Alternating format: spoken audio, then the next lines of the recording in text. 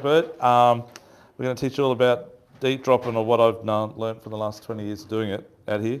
And all the staff here, like I've taken Stuart out. Stuart's getting pretty good at it now and understanding it.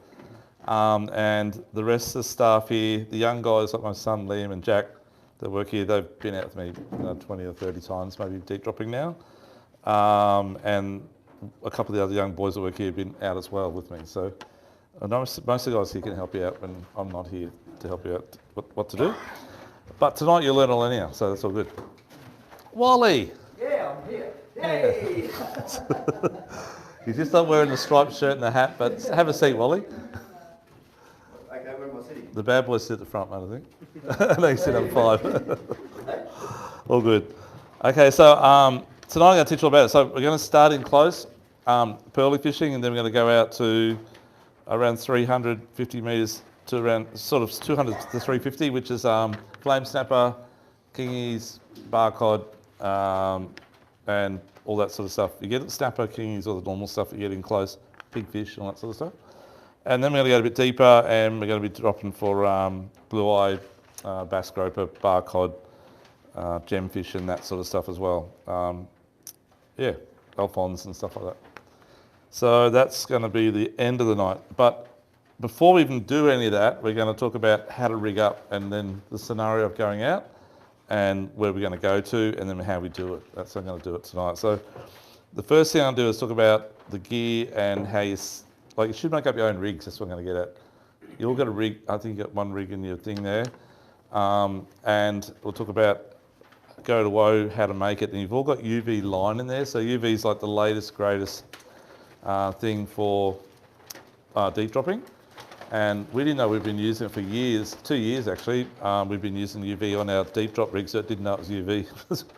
And then when Jason brought out these rigs here, which we sell, and they're great rigs, Lee Systems Australia, this type of rig here. Jason's a very good deep dropper. He does it off a lot of Brisbane. And the branches are all UV as well. And he's cracked onto it. And we thought, oh, this is UV stuff. Oh, anyhow, we realised we put a torch on ours and the UV as well. So, yeah. What do you mean by UV? What's it mean by UV? That's a good question.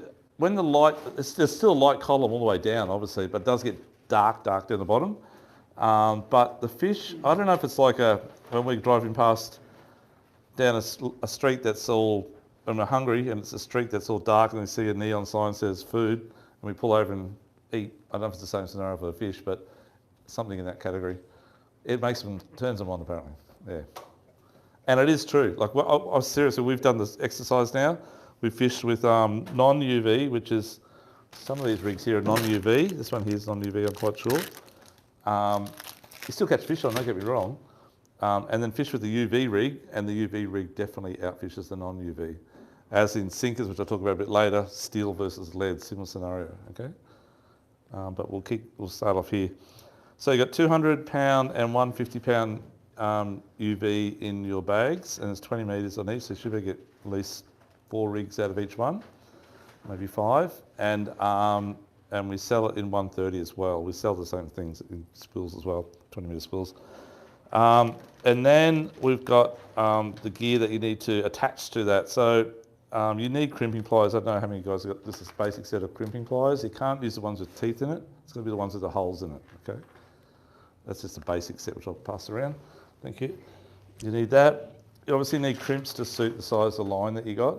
The reason why I'm showing you all this, guys, is to buy the rigs. Like, they take us about 20 minutes to make one up. They're like $28 to $40 a pop for a rig, and you guys can make it for about $8. Okay, so that's why I'm trying to teach you to make your own. And it's a good thing to do with your mates. Sit around a few beers and make a few rigs when the weather's blowing 40 knots and it's raining. Yep. I'd rather say the rig's made up, but that's up to you guys. So there's a fair bit of gear in those bags to half get you going. The rest of the stuff you just get when you need it. You might already have it. So you need the crimpers, you need crimps, you got the line, get the crimps to suit the line. You'll need 2 swivels. One at the top's got to be a substantially right quality one, something like that, or maybe that. Something's around about 100 kilos on the top. Size 10, 20 cranes to go. And you just have like a basic one on the bottom, one that'll sort of hopefully pull off your lead off the bottom, so it can't be too weak. So don't use a barrel swivel, use a crane again, but just a cheaper one. And we use a breakaway line, which is around about 80 to 100 pound, which we'll talk about in a minute as well. So you need to have a good swivel at the top, that's what I'm getting at, and a fairly big one.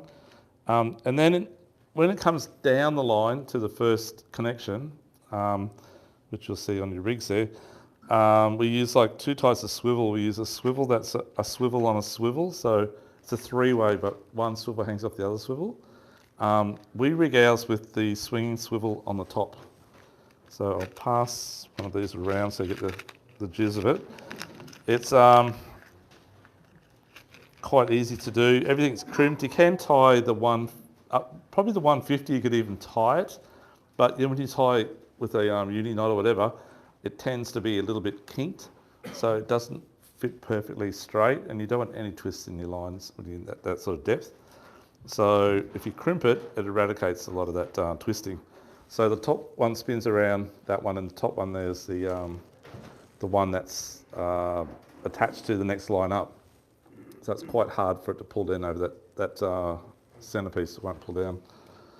Again, it's hard to pull the bottom, but we find it works better at the top if you swing it from the top. I'll pass both those around. So that's that type. That's Exhibit A. If you use like the cross-line swivels, which is like the little barrel swivels with another barrel at the side, they're crap. Don't use them for this type of fishing. Use them for catching dart or whiting, but don't use them for catching deep dropping. They don't work. They break. The other way, just barrel swivels, yeah, like the brass ones and the cross-line type, the cheaper one. They're great for little fish, but not for big fish. The next one we use is what we call an inline crane. So it's like a tube, and you actually cut a little bit of line off, put your line down the centre, and have a little packing sleeve that goes in there about 30 mil long, and you crimp it just like you crimp mono for your marlin lures, whatever, with the same crimping tool going around. And you just crimp it at the section. This is the quick way of doing it. So you crimp it at the section that you want. So I normally start around 300 to 500 mil from the top swivel, and then I leave a metre gap between each swivel going down. Just crimp, crimp, crimp, crimp, and crimp, crimp, and then put a swivel on the bottom. That's tight there. So they're the easy way out. If you don't crimp it correctly, it may slip with the weight of a fish on it. That's okay, just slide it back up and re-crimp it a bit harder. But you need to put the packing in. If you don't put the packing in and you crimp it, it can damage the main line because you're only squashing the line that's on there. And also, it will generally slip. If you've got, say, a couple of 30 kilo cods on there. What's the packing? Just another bit of line? Just a bit of line. So whatever it is needs just to make it, not a real tight fit, but a fairly tight fit. Yeah. So if you've had any of these ever rigged up like marlin lures or whatever, you know when you go back through the crimp, it needs to be reasonably tight, not too loose, not too tight, just a nice squeeze. That's the right size crimp. And that's the way you do it. Yeah. Talking about those swivels that are in that, those. Yeah, so like that style in there is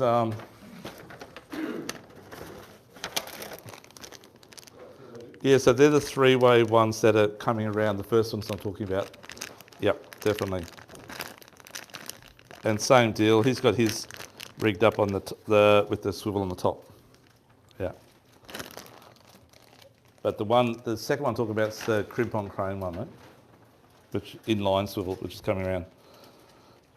So that's all that end. So we've done the top swivel, and we now place the three swivels. So if you've got a couple of guys working, one guy does that side, and the other guy does the branches. So the branches are the piece that hang off the side. And generally, we make them a bit lighter than the main line. So if you're running a 200 main, you might run a 150 branch. When we fish the pearlies, though, we generally run 100 to 130 all the way through. Doesn't matter where it is. The pearlies don't really bust you off, and there's nothing really big unless you get a big cod out there that grabs a pearlie that may do you. But generally speaking, it's not too bad. So that's that area. So on the branches, so when we do the branches, you just got to get the right size hook, whatever type it is. Generally on your pearlies, we use like an 8 or a 10 circle type hook. If you can see, that's a bit hard to see down the back there, but that's the style there.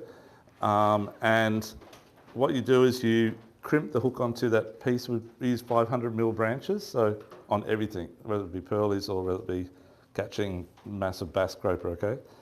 So 500 mil, just obviously the size changes to the depth that we're fishing and the poundage. And you crimp that on first, then you put a bead on, that's the next thing to be threaded on. Actually, you can go bead, or if you're going to use a skirt, put the bead on top of the skirt. So skirt on, bead on, and then your tube goes on last. So the tube's sitting above it, and then it's crimped onto the main line. Does that make sense? So hook, skirt, bead, tube, crimp. Okay. You just copy what's in the bag. And that's about it. So we've got our rigs made up. I'd suggest maybe, if it's your first time crimping, I'd suggest you just put a nail into a block of wood that's solid. Maybe don't hammer on the door because missus mightn't like it, but hammer it in something that's solid and put a hook on there. Be really careful, guys, with hooks, but pull on it, and if it doesn't pop, then you're right, okay? Just until you know you're crimping safe. If you do say 3 or 4 and none of them pull, none of them pop, then I just wouldn't do that again. I know you're crimping substantial, so. But if they slip, you need to focus on getting your crimping better, okay? So, everyone understand the rigging side of things? Lumo, lots of lumo. It's the secret. One of the things I do with myself is I get a piece of timber and I mark The different lengths on it, yep. So that when you sort of do your swivel at the top, Yep. you just got to mark, you come down and say, okay, that's where the It's barrel's easy, gonna go. yeah. You go down to the next one. So That's that right. All your rigs are the same. Yeah, no, that's right, Wally. That's the way to do it. That's good, mate. Good idea.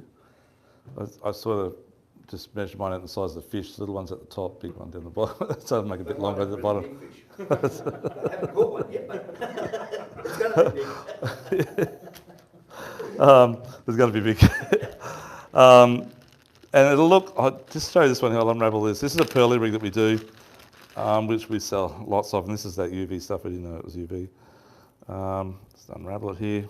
They're always sabotaged, especially I don't have my glasses on. Sorry guys for a sec. Put specs on. I'll pass this around as well. Just to give you some idea of the spacing, as well as just saying. The thing about UV line too is extremely supple. There's no memory. It's a different composition, and there's just no twisting it. Like it's loose. There's none of that effect, right? That's why it's a little bit dearer for us to buy, but it's exceptionally good stuff. Well, you done a job, mate? No, it won't take long. When you got kids, you learn to untangle quick. Another fisherman. Yeah, another fisherman, yeah. So these little skirts here, we've run out. We've got more coming. Hopefully the supplier's got more. They're a Lumo Blue. Now, I believe Lumo Blue to be the best colour down the bottom down there. So everything I do is Lumo Green or Blue. Pink's not too bad too, but blue's just very good. So that's the bottom end because that's got the dud little swivel on it. It's still a good swivel, but it's not a very high quality one. So I've got a metre between the bottom of my rig and the branch, first bottom branch, and that was about 500 long, but by the time you double it back over and crimp it both ends, it'll drop about 50 or 100 mil. Then you go out to the second dropper, same deal again, and we're using those 3-way swivels like the one down the back the gentleman said before, it's in the rig, and we're running the skirt, the bead, the tube, as I said before. These hooks, we got more coming from BKK. We used to do them ourselves. They're a Lumo hook as well, so again, more Lumo, the better. And then we got the biggest swivel at the top. The tubing is on the line, like it's a little bit important, but it's not super important. Like most line is a fairly good abrasion characteristic, so it's just a protection when you got a big fish on. There's a lot of movement in the bottom there, but it's a bit like when you marlin trawl, I guess. It's a necessity, but not a necessity. It's up to you guys whether you want to use it or not. So if you don't mind grabbing that bottom there, mate, over there, and just walking it out. So that's the rig there, okay? So does that make sense? So it's quite long. Oh, it's about 4 metres. About 4 metres, and the branches are about half a metre each. So that's why I said at 20 metres you might get, if you just shorten up just a tiny bit, That you don't need as long on the top, like I was saying, 300's enough, and on the bottom probably 300's enough. And you'll probably get you get 5 lots out of one thing. So that'll shorten it up to about probably 3 and a bit metres, 3.2. So it's about 1200 between. About a metre between, well, yeah. Might be 1200 on your fish, mate, but mine's a metre. Small ones. Yeah, small ones, yeah. Thanks a lot, mate, for doing that. So that's how the rig looks. And then on the bottom here, which is the smaller swivel, I run about an 80 to 100 pound breakaway. You know, people say use 40 pound, bust your sinker off and don't lose your rig. I think these things are nearly as dear as a rig. So I want to try and get it back. Okay, so I like to use normally 100, and it's going to normally pop before this will pop, but at least I've got some chance of getting it back. It won't pop your braid. Most of us are using 80 to 130 pound braid, but 80 is generally enough what we use, but sometimes we use 100 to 130 on the big rods. I can't even break 80, you just cannot break it. When you hook up the bottom, you can back the boat up. You just about use the reel to back the boat up. And you can't pop it. You've got to sometimes drive it off or just wait for that current and the boat to come up on a bit of a swell to pop it, you know, without trying not to break your rod or stripping the gears in your reel.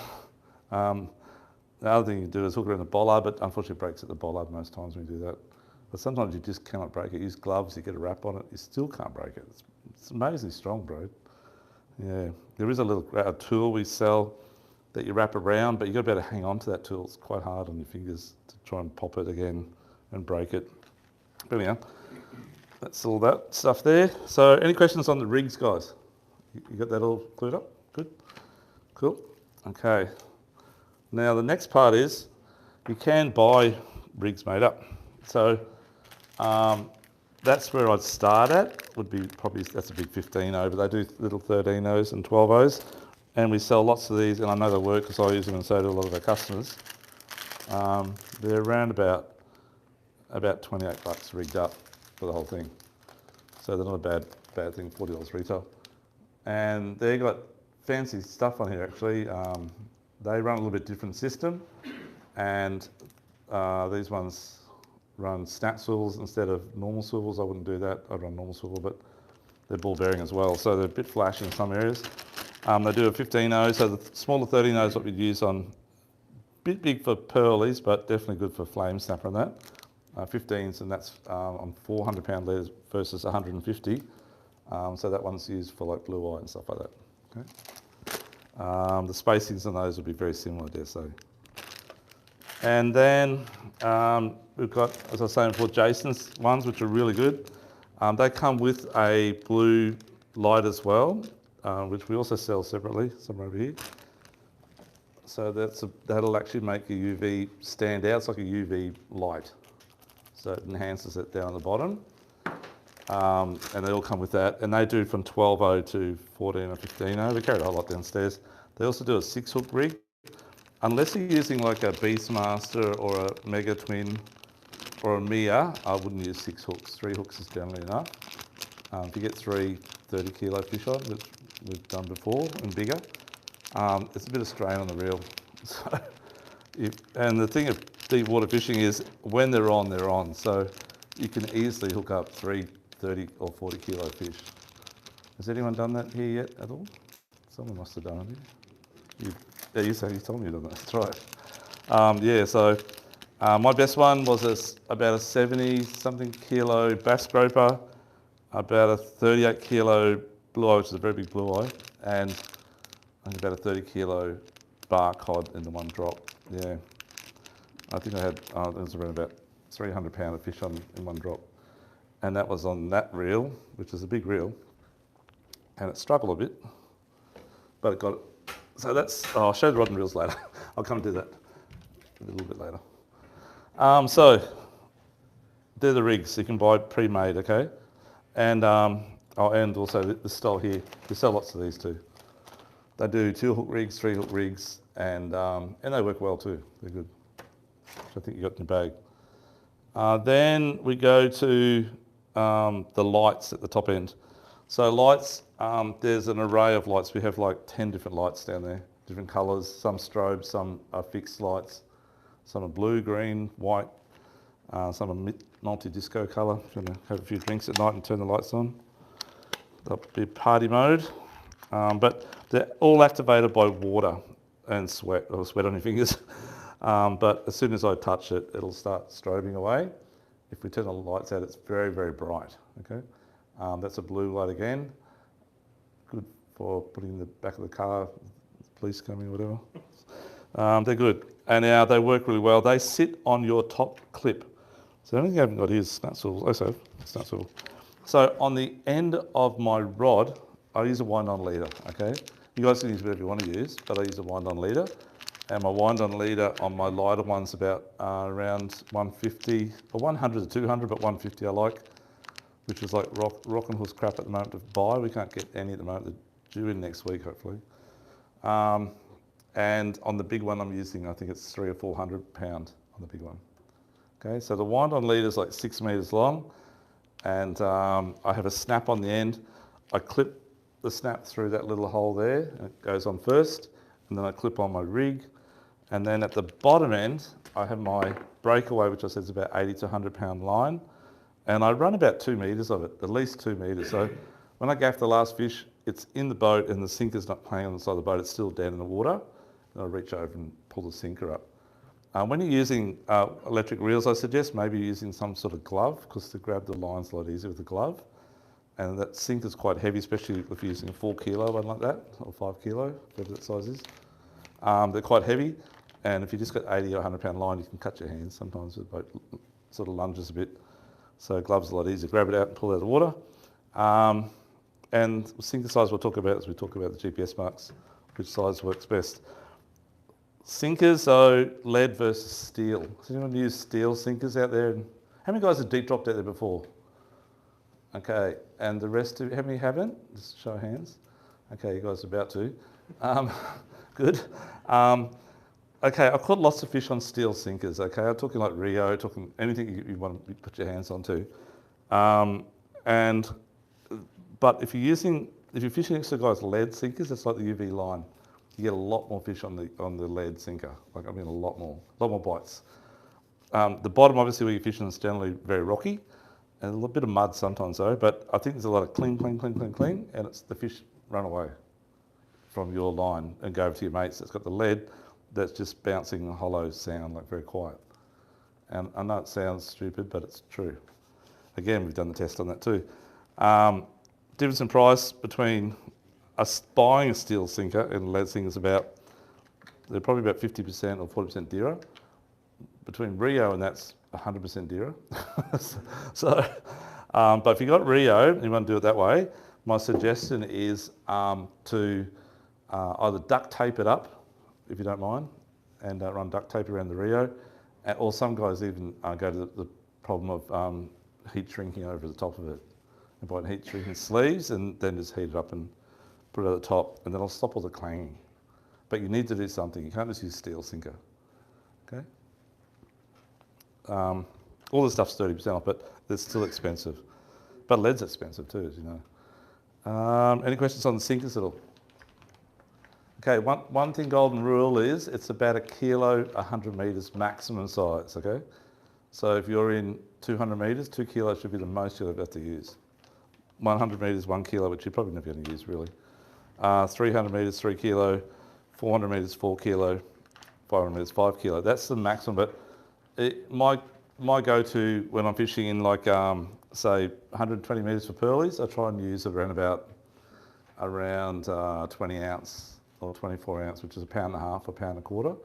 When I'm fishing in, say, 280 metres, I like to triangulate with a kilo, which is that size there. It's fairly small. But I'm only using an 80 pound braid.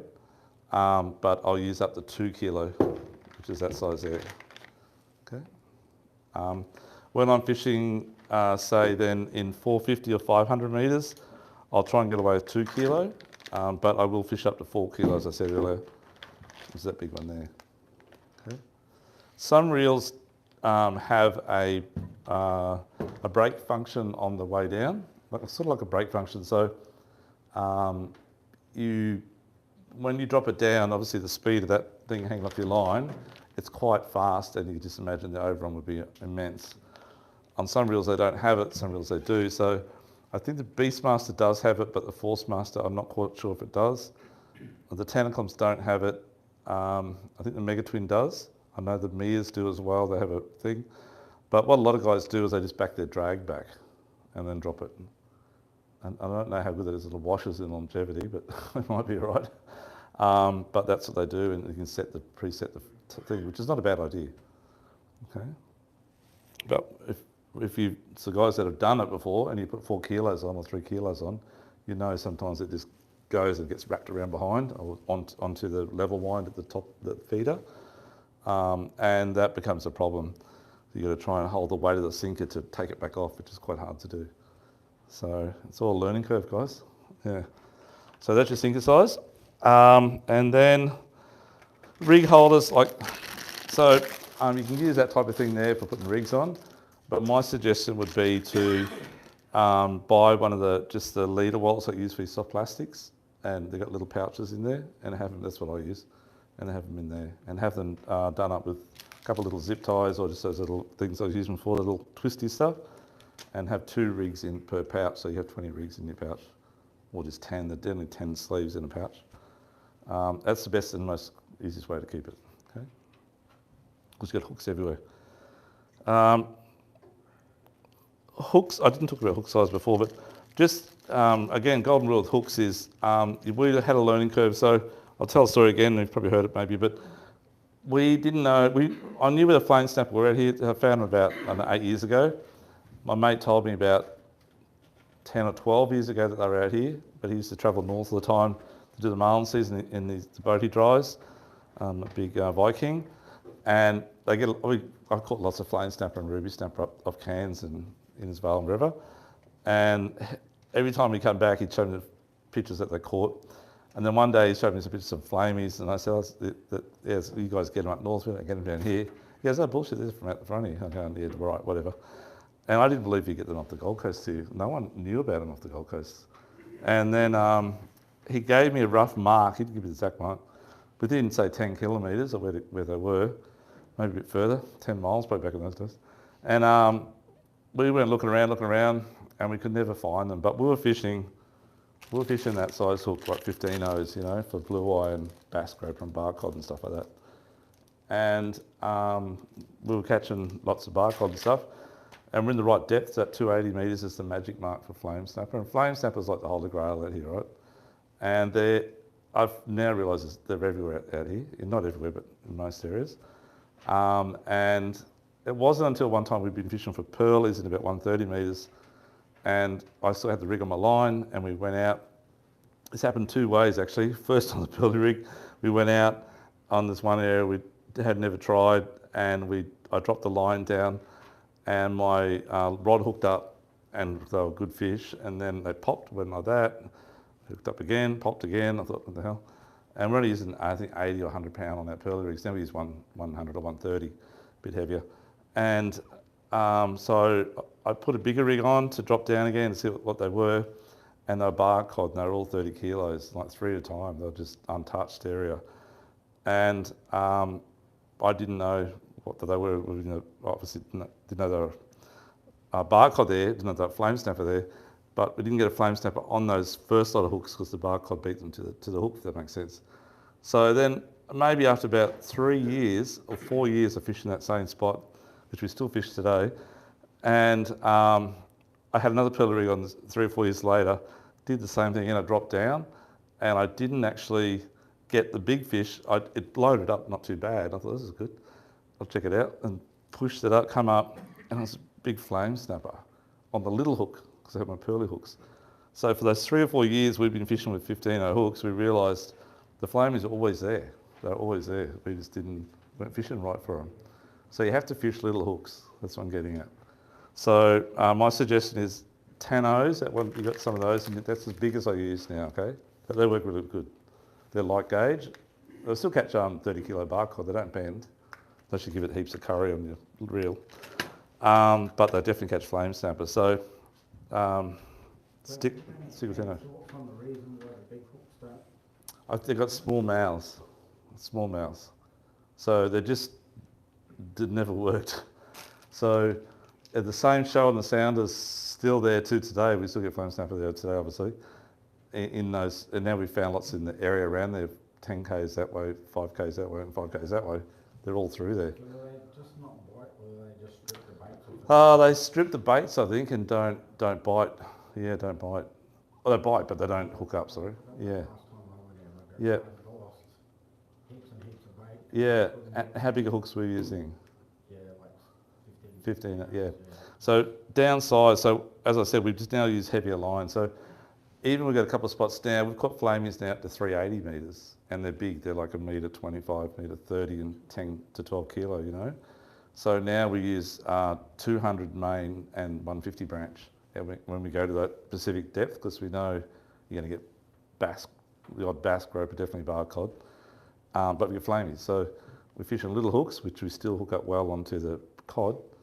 And the only reason we lost the cod the first time years ago was because we only had a 100-pound branch or 80-pound branch. So Do they set high or low in the water? I'll draw that for you in a minute, yeah. What to look for.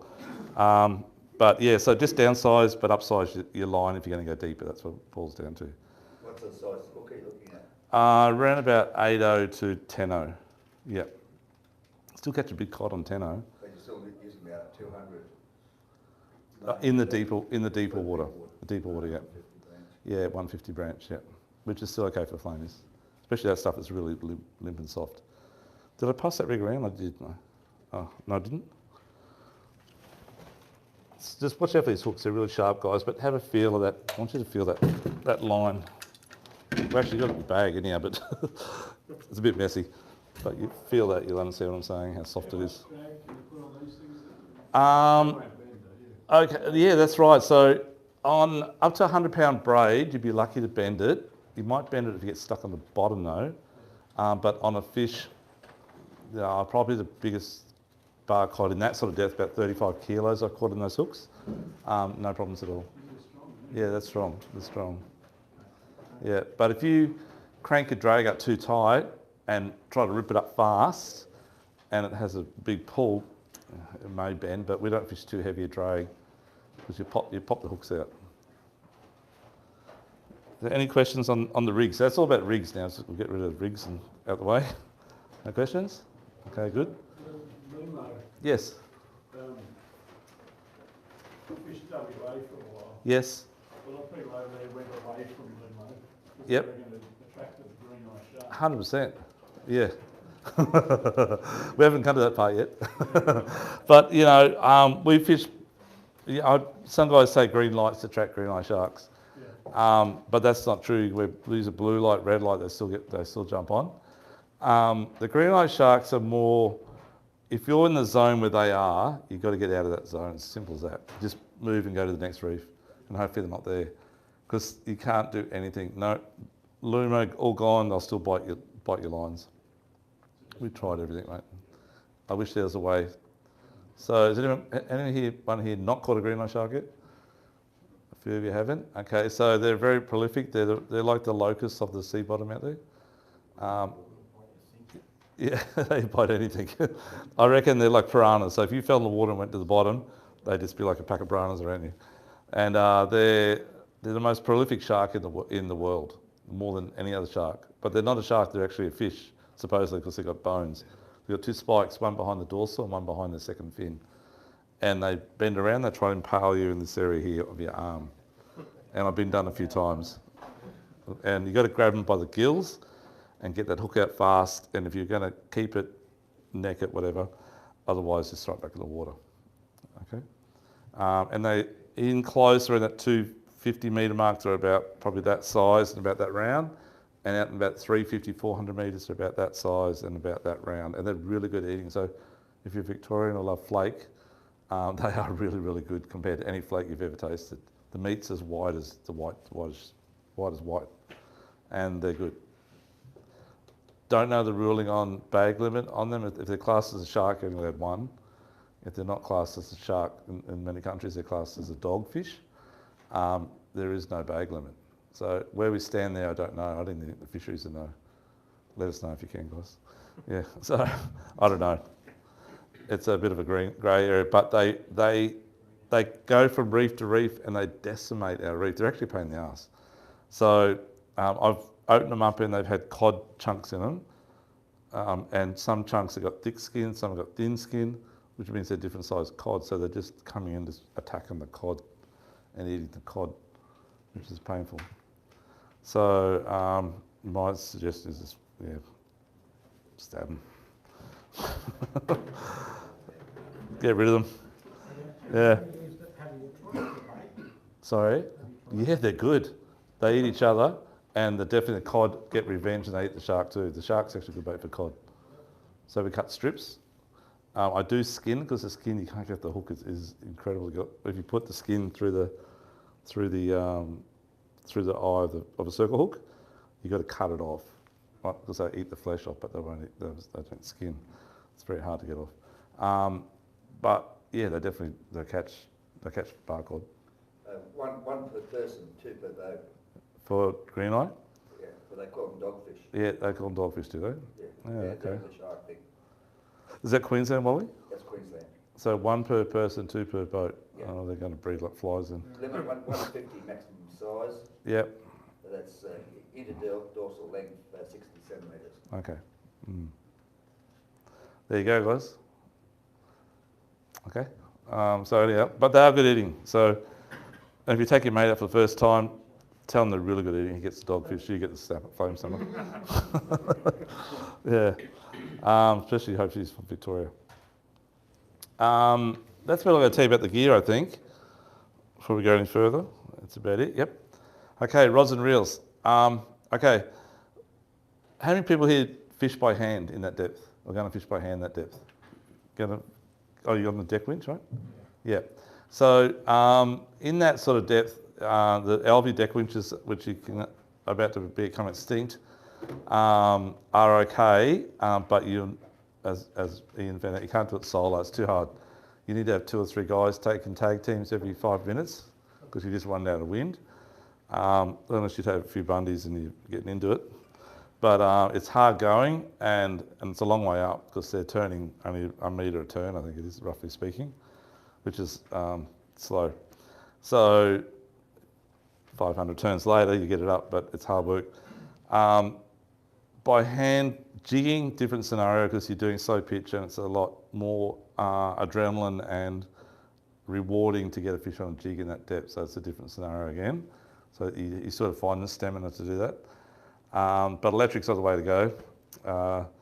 And in size, I'd start at like a 750 Tanacom size would be the base model for fishing out to say 200, 250 metres.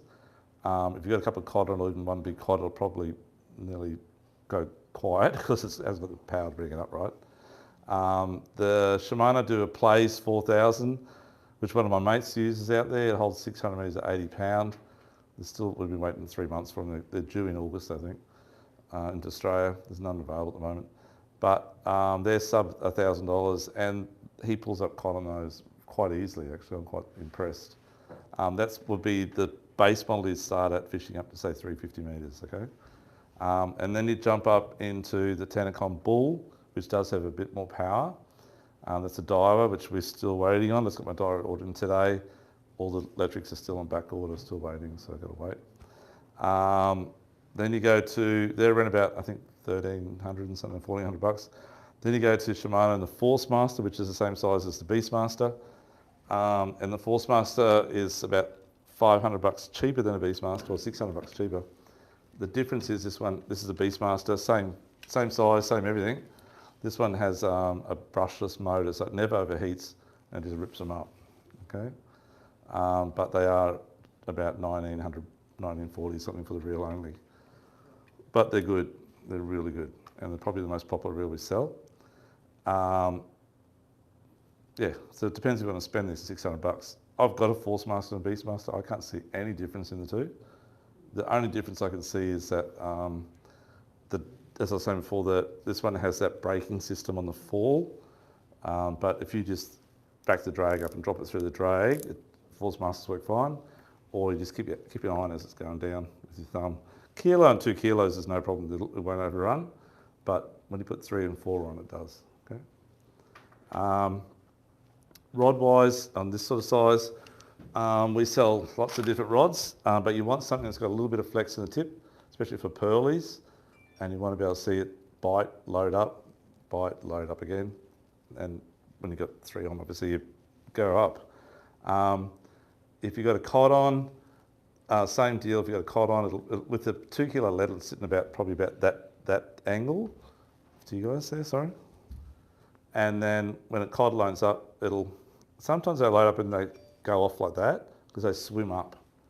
And you think, oh, I've broke my sinker off, but it's actually they're on there. So quickly give it a bit and wind it up, and then so it'll load up and it'll go back down like that again. So you just remember that with cod, they're a little bit tricky when they bite sometimes. But if you've got one cod on and he's bouncing around like that, try and be trying to be trigger happy with your finger and let it spew out all its guts, and then his mates will come around and you get the second one on. And then it'll load up like that, it'll load up really, really good. And that's when you push the button, okay? Don't push too fast though. And how electrics work, a lot of people don't understand. They think the throttle's the power. The throttle's the power. It's only the speed, it's not the power, okay? So the power is in your drag. So the more drag you give it on the star, the more power the motor applies to the reel.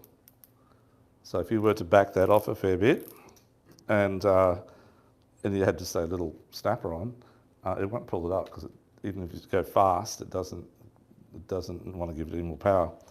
They also have a function. All these reels have a function that when you got a big fish on and it's pulling, it'll actually take the weight off the motor and let the fish take the line out. And then when it feels the resistance sucking off, it'll quickly hook it back up again and increase the speed again. Quite clever. They're also a bit like an elevator, so you preset the top. So I set mine for my snap to stop about that depth from the surface. So sit the rod holder like so, on that angle sort of thing, and So that'll stop there automatically. So I just push the button to come up and it'll wind it up, quite whatever speed I have it at. And then as it gets towards the top at the last 6 metres, it slows right down like an elevator. And then your lines, the fish are just there. You pull them in, okay? They draw about 20 amps. So if you're going to run plugs in your boat, my suggestion is to run Minn Kota plugs, which is a plug we use for electric outboards. They're stainless steel, they're really good quality, and they don't rust out. Anderson plugs and stuff are terrible. They'll always shoot themselves and get rusty and mouldy, whatever, green stuff on them. Minn Kota plugs don't do that. And the latest is this thing here. That's your battery. So I've been testing this for a little while now. The last time I was out was about 2 or 3 weeks ago. We did 6 to 6, 12 hours. We went out in the dark and come back in the dark.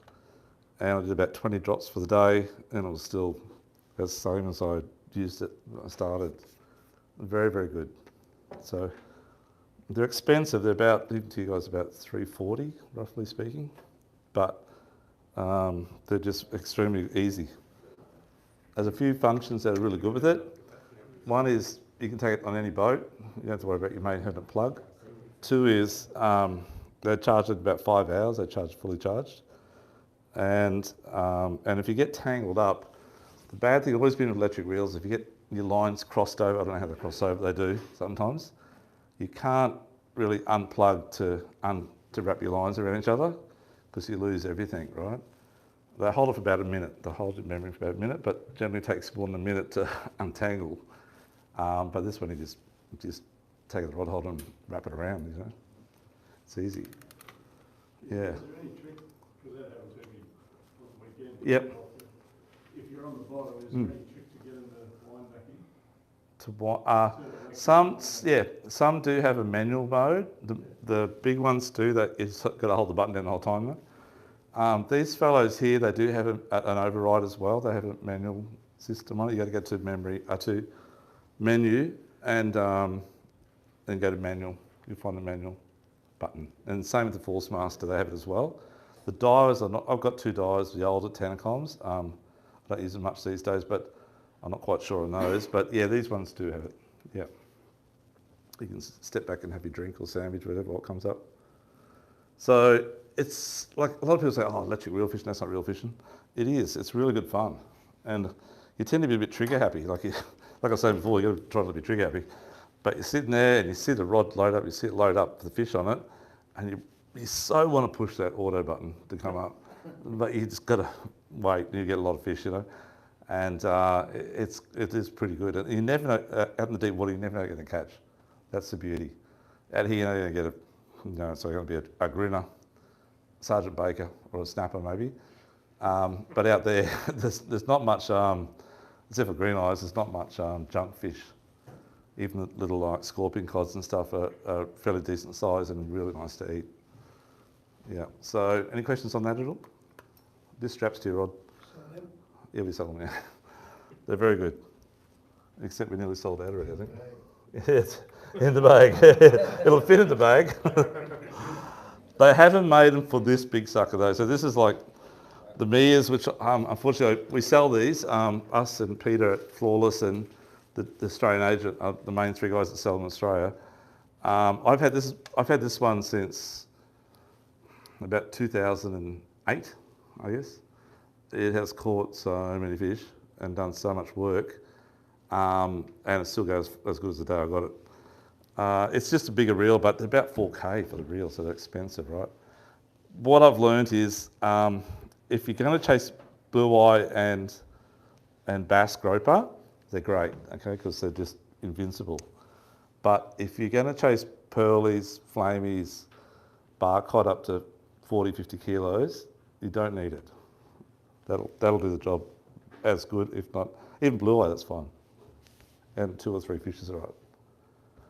So up to you guys, if you've got the money, you might want to grab yourself a big outfit, but my suggestion is you only need that if you're going to do most of the fishing. That brand though, Mia, do one that size, which we have downstairs, and they're really good as well, okay? And they're Japanese commercial fishing reel, which they use for commercial fishing, so they're pretty tough. Price is similar, okay? Any questions on that at all, guys? No, all good? Okay, you can get, you know that some boats have the rod holders expensive, but the ones you push the button down and they turn around. So for deep dropping, they're extremely good because you can swing the fish in and grab it. Otherwise, it's quite hard to grab the end of the rod sometimes. Short rods are useless. Don't use short overhead rods because they go around the back of the boat, under the boat, and get caught up in your props a lot. So you want the tip to be extended out at least a level with the back of the motors if you can. Okay. And you want a fairly long butt. So some butts are really short. Most of them come with the medium butt, which is not too bad, but don't get a short butt because it spins around the rod holder. Most rod holders are quite deep on boats these days, and they don't quite extend all the way down, and they sit flush on the coaming and they scratch up or whatever. So get a medium butt or a long butt. Probably better thing to tell you on those. Most of these have got swivel tips. Sometimes your butt will bend because if you do, sometimes the wind's not the right way and you're trying to run 2 rods and one rod's not quite in the right position, but it's always bent out like that. The butt will bend before the rod breaks or doesn't work properly. So at the end of the day, you'll get a little bit of a bend in your even on AFCOs. I've got AFCOs that are bent, which are American-made bent butts and the best, but they still eventually. I've got one that's probably, I don't know, 30 degrees off, so it looks like it's like that, left-sided. But you just got to be careful. It just happens. But if you've got a swivel tip, it does help a little bit, but it still puts pressure on the rod and bends the butt. But that's if you catch a lot of big fish. Happens to me all the time, Wally. Yeah, but the bigger one there, that doesn't bend because that's a 130 butt. So any questions on the gear at all, guys? You'll understand that all right? So we've got deals. We always do the best price online or even better. So always ask us and we'll get it all ready for you. Do is hook your rig on, away you go. And we'll teach you how to put wind-ons on. You need to learn to do that too, because if you bust off around your prop, we get so many guys come back with just their lines broken, right? you need to learn how to put how to do a little bimini twist and then put a wind on leader on. It's quite easy. So does everyone not know how to do that?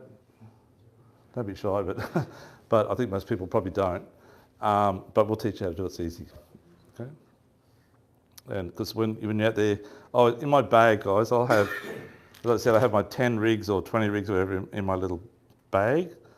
And then I'll have sinkers. I'll probably have maybe the big one, the next size down, 2 kilo, if I'm going to, maybe 3, and 1 kilo, probably at least 3 or 4. And that would be my bag of gear. It's a couple of snack swivels, a couple of spare wind on leaders, and a couple of lights. And that's your kitty. And that'll keep you going for a while. And it's just hard lugging that bag around every time you get on someone else's boat. But if you're on your own boat, you obviously got a house for your sinkers somewhere in the boat. Okay. Bait-wise, for bait, I like to use mullet fillets. So my golden rule is mullet fillets over 150 metres and under 150 metres I don't use mullet fillets. I seem to find they don't work as good as pillies or squid. So when I put them on the hook, Say that again. yeah, so mullet fillets over 150 metres, and also strip bait like stripies, mac tuna, anything like that's fine. But make sure the flesh is not thicker than your finger. So you'll need to scallop out the flesh below the skin. So if you get a big mac tuna that size and the fillet's that thick, you need to scallop out to about 15 mil thick, or 10, 15 mil. And so if this is my hook here, like that, I'll put the mullet, I always put a pilchard on first, sorry, I didn't tell you this. So I cut up a heap of pillies in half, and I'll use the tails sometimes, but I'll generally just keep them for whatever, burley for snapper fishing. But the heads I always put on first. So I put the eye of the pilly on here, and it just hangs like that. I put it straight through his eye, okay? And then the mullet fillet, I cut the size of 2 fingers like that. That's the size of it, all the flesh bait. That's the size of my fillet. So if my mullet fillet's, sorry for the guys at that corner there, my mullet fillet's like that, I'll cut it around about 5 or 6 pieces that way and 1 that way like that. So you get like 6 out of a mullet fillet, average size mullet fillet. Are you just using small baits? Small baits, yep. You want the hook fairly exposed. Are you using whole mullet? Yeah, no, have you? Okay. Well, you did it right that day. Yeah. So, and then what I'll do with this strip here, I'll put it through, and sometimes I'll only go through once, but I generally go through twice, and that'll hang down beside the pilly there. But sometimes I'll go through that twice, but the idea is when they bite on it, and they bite that'll just disperse into pieces everywhere, and that's when their mates come. You need to get their mates involved. So you get, because it's so deep, you want to get 2 at a time, not 1. Not being greedy, but it's just, the wing comes up within 2 hours, or the fish bite lasts only 2 hours. You've only got that window to go hard as you can and get as much as you can. So that's what we do. And the hook's very exposed. And if you look at long lines and stuff like that, they just put it on, they just hook them once. That's how they do it. They don't go in and out, in and out. Just one on, straight to the side. Okay, so any questions on that at all? No. Good. Get rid of that for a sec. So we know how to put the hook bait on. We've got our rigs all ready to roll. So you use that same bait for burleys right through? Oh, no, sorry, pearlies. Pearlies, I do exactly the same thing with the pilchard. This thing's terrible. So pearlies, circle hook. I put it, again, the pilchard on through the eye, hang that piece down like that, and I put squid on at the end. And I cut the squid not quite as big as that. If a squid's like, you know, those California squid, they're probably about nearly that size. And what I do is I cut one here.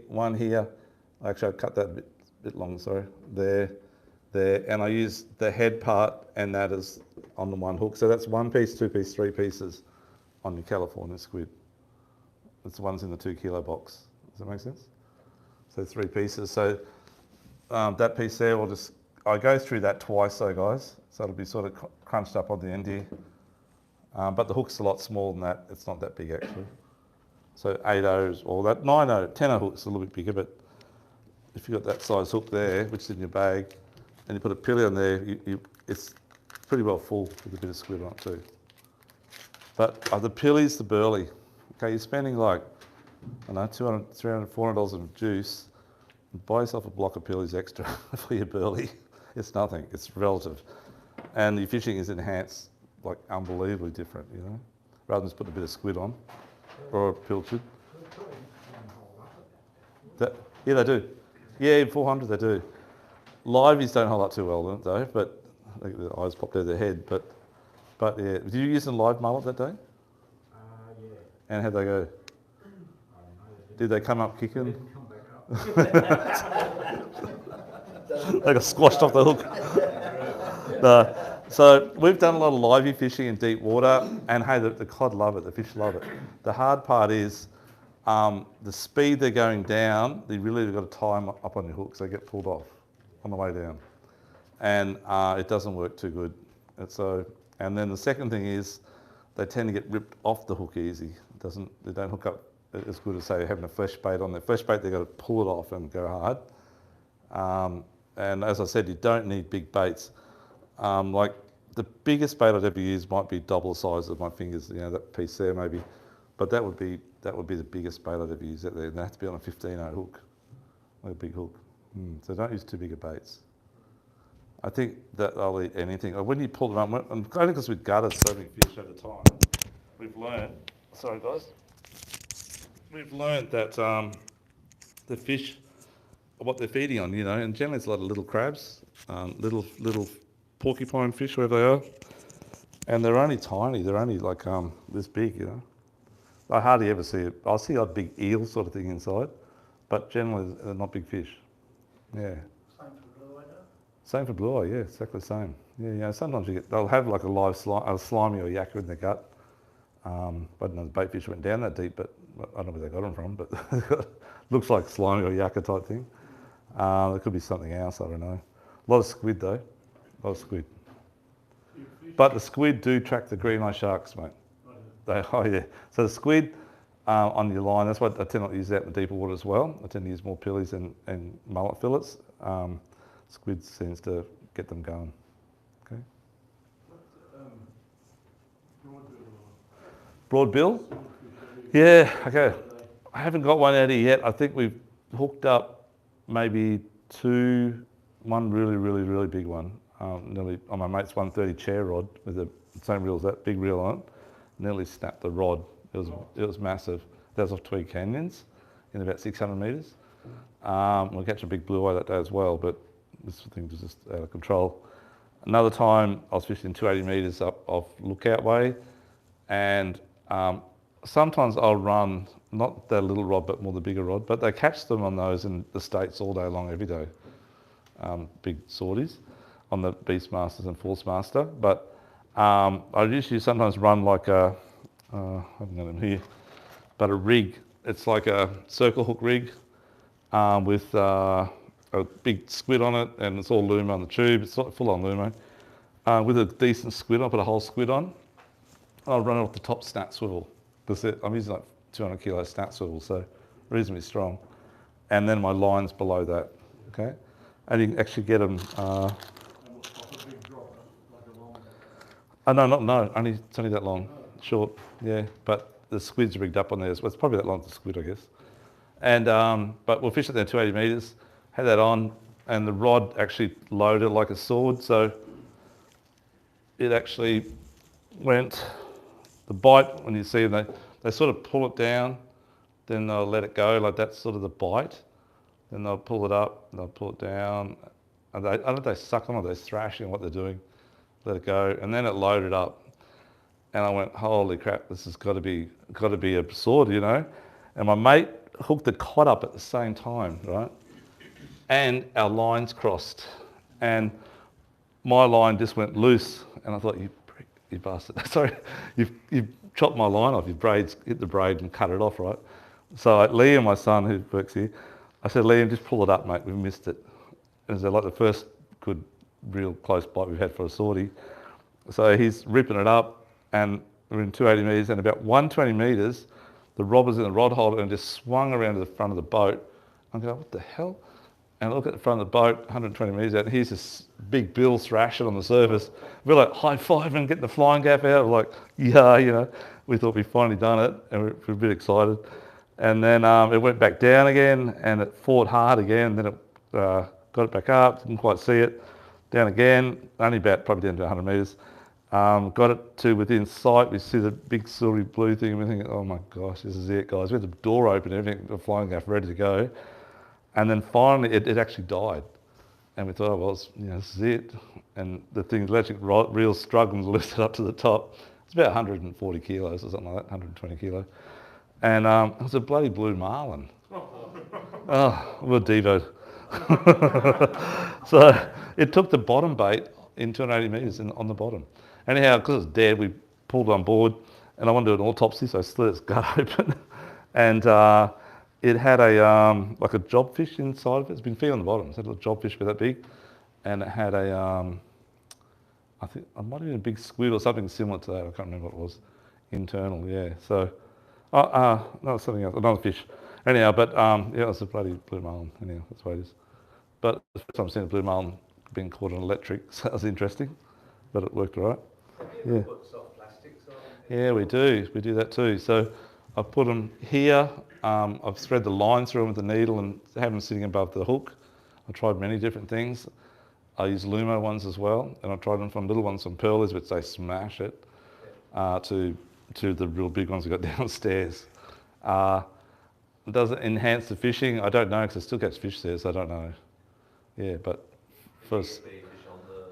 Yeah. Oh, but no, we had bait on the hook, so still. Yeah, so bait on the hook, so. But for you guys, for a sales point of view, they work great. They work fantastic. Yeah. But no. But no, like the Lumo squids, you're pretty hard to beat that on anything. They just, they definitely enhance and dance around, I think, and get them going. Yeah. Okay, so we've baited up. Now we need to know, we haven't baited up yet, so we've got to know where to go for our spot. So we've jumped ahead a bit, but I'll just show you this here. And I say this at every seminar, you need to get your heads around where we are so you know where you are when you look at marks, okay? I'm just going to show you again, sorry about the boring part here.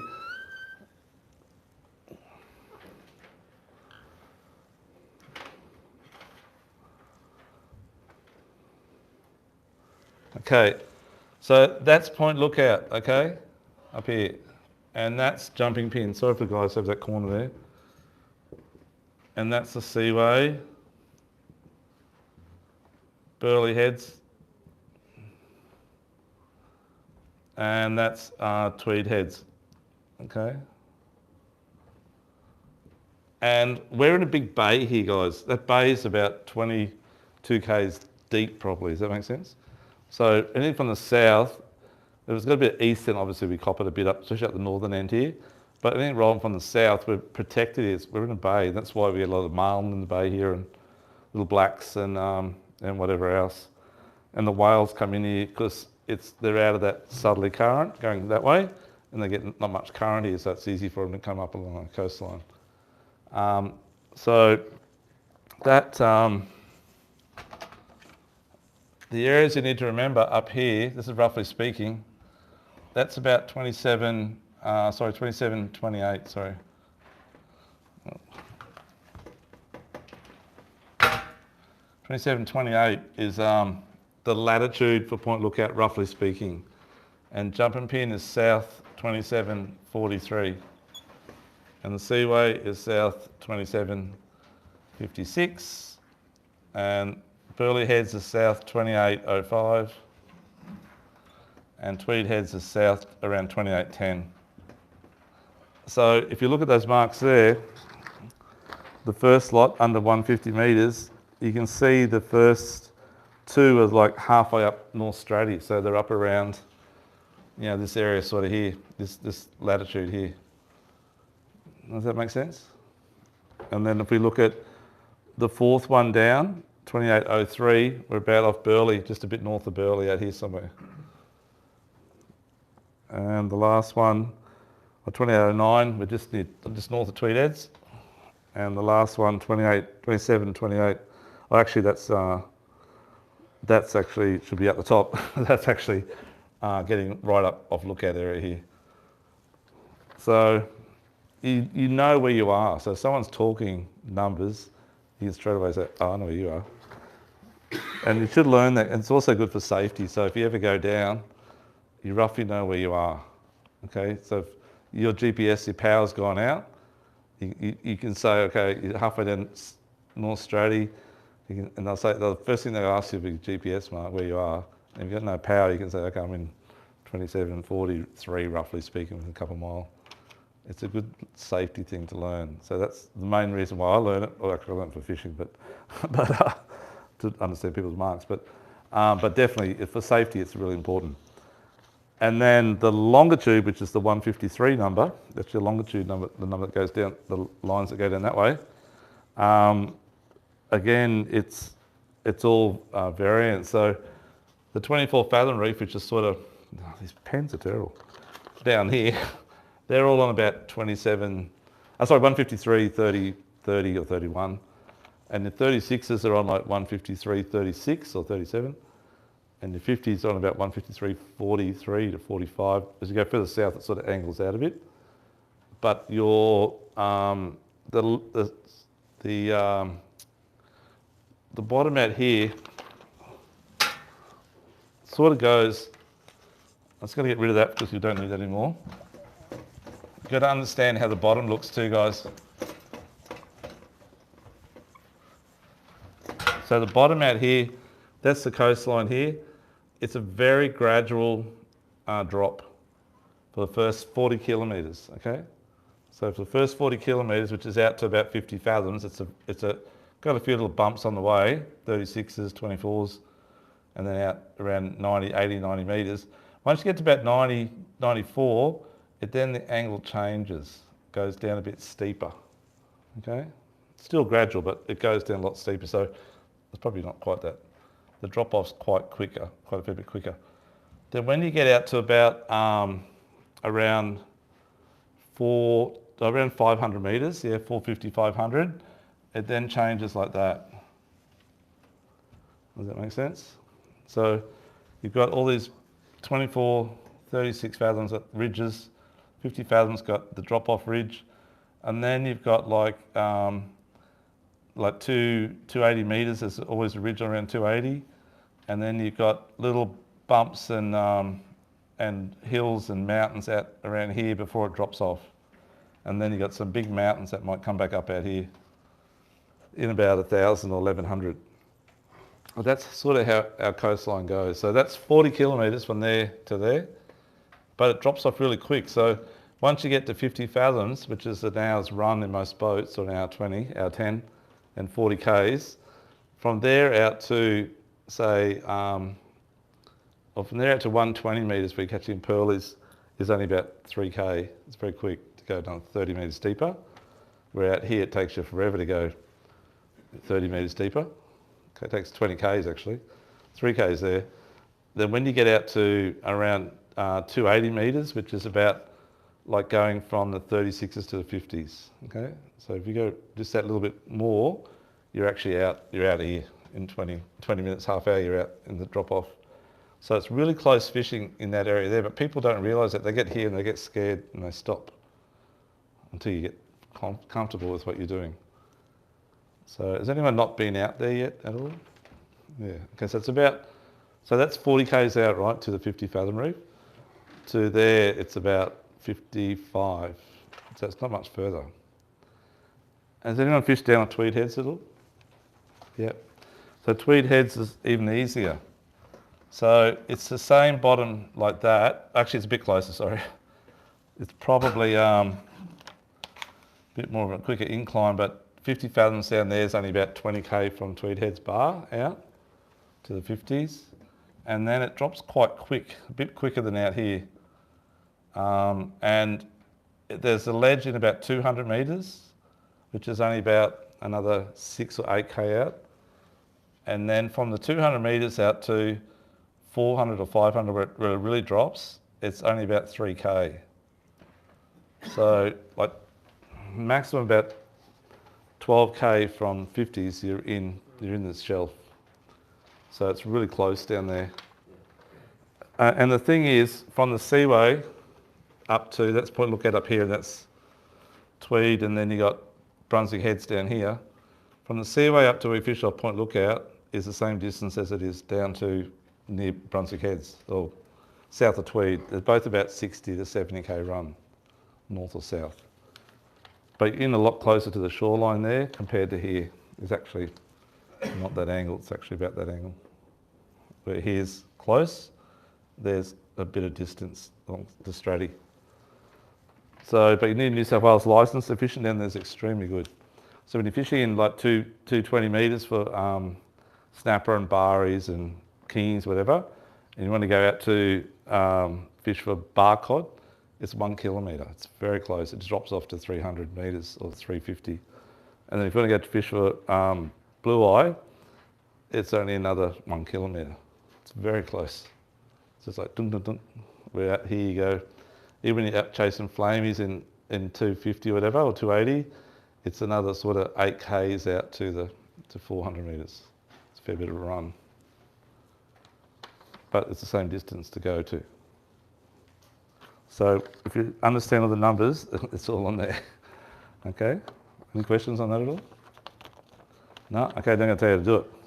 The exciting part. Maths lesson is over. Is it math or maths? Who got taught maths at school with an S on the end? I think all those older guys did. And the younger guys, it's math? Yeah. Why is that? Is that the, what they call the Mandela effect or something? I don't know. Okay, so, yeah, Mandela effect. So guys, if you are going to decide, okay, I'm going to go chase, I don't know, who'd be your favourites? Bar cod? Put up your hand if bar cod's what you want to catch. Flamies? Flamies. Okay. I've got to be careful what I say here. Green eye sharks. All those marks of work, actually. Okay, if I was going to go looking for flamies, guys, I'm going to be in that top, where it says under 350 metres, I would be in the top 5 marks, maybe 6 marks. Okay? So don't they go down to the Tweed? No, they don't. I haven't found them yet south of, between the Pin and Tweed, I haven't found them. But they do exist. Because I've got a few customers that do get them there. There's a couple of customers actually jig them in 280 metres. They won't tell me where though, but I'm still looking. And, you know, you guys are lucky because I'm sort of telling you, but it took me years to find this. But that's part of you guys coming on tonight, you get the benefit out of that. But Any further north? yeah, everywhere north. So we're in like the desert off the front here between Jumping Pin and Tweed sort of thing. But once you go up towards Lookout, they're a dime a dozen in some areas. And then all the way through to probably all the way to Cairns. But you got to stick in that 280, 250 to 300 is the magic mark. Yeah. Yeah, all the way through, mate. All the way through. Particularly south, sort of halfway up from South Passage Bar, halfway up Moreton, is a very good area. Yeah. Okay. Fraser's very good too. Yeah, that's right. So we just did a trip last year with a mate of mine. We did from Early Beach to Cairns, and we fished the outer edge of the canyons all the way up for 8 days. It was like the best trip I've ever had in my life. And flamies and ruby snapper was a dime a dozen. And the rubies we get out here too, I haven't found those yet. They're really good down off New Brunswick, sort of halfway down to Brunswick. Still yet to find them. One of our customers had some pictures. He gets them in really deep water, about 600 metres to 550 metres. And they're all 20 kilo fish, so just monster, big red fish, beautiful. And are they smaller hooks again, or are they? No, smallmouth again, but a little bit. They get a bit bigger mouths at that age, at that size. They'll probably take 13, I guess. Yeah, yeah. You can get, and one of those prize packs actually is one from Wizard. It's a little 8-0, but it's like about a 13-0 and a mustard, if that makes sense. different sizing, a different brand has different sizing, but they're the same size hook, if that makes sense. One's 8, one's a 13. They say 8, but they're really tough. Like I'd pull up a 40 kilo Kota all day long without even thinking about bending. It's really strong, but you can still catch a flamey on it. So that's the secret. Little hooks, heavy leader. Yep. But yeah, so rubies are out here too, guys, and ruby snapper's like a flamey, but it's more chunky and a bit squat, but it's red and it's so good eating. Has anyone eaten flame snapper here yet? You know how nice it is. It's like so good. It's probably maybe ticks above pearlies, which is pretty high for me. But a lot of the fish we get here are really nice too. We get like this orange, not like an orange roughy, but like that sort of looking thing, orange sea perch. Their meat's as white as that, and it's just the best ever. But we'll talk about that a bit later. But getting back to the flamies, yeah, so those top 5 marks in that under 350 metres is going to be the area. But if you are from Tweed Heads area, definitely the bottom 5 marks. Oh, sorry, the bottom 4 marks, sorry. Particularly the bottom one, 28, 29, which is way down south. Push a little bit further south than your marks go, Doug. Yep. Is it basically the same? Yeah, the same deal, mate. So it's like that's their home between. I have caught them in as far as close as 220 actually, but 250 and 280. 280 is the honey hole. Is there a particular type of structure that holds them better than others? That's a good. Yeah, that's a good question. It's definitely a little bit of a rise, not substantially a big hole or anything. Although the ones we caught out in 350 and 380 have been in like a gully, and that's sort of off jumping pin area.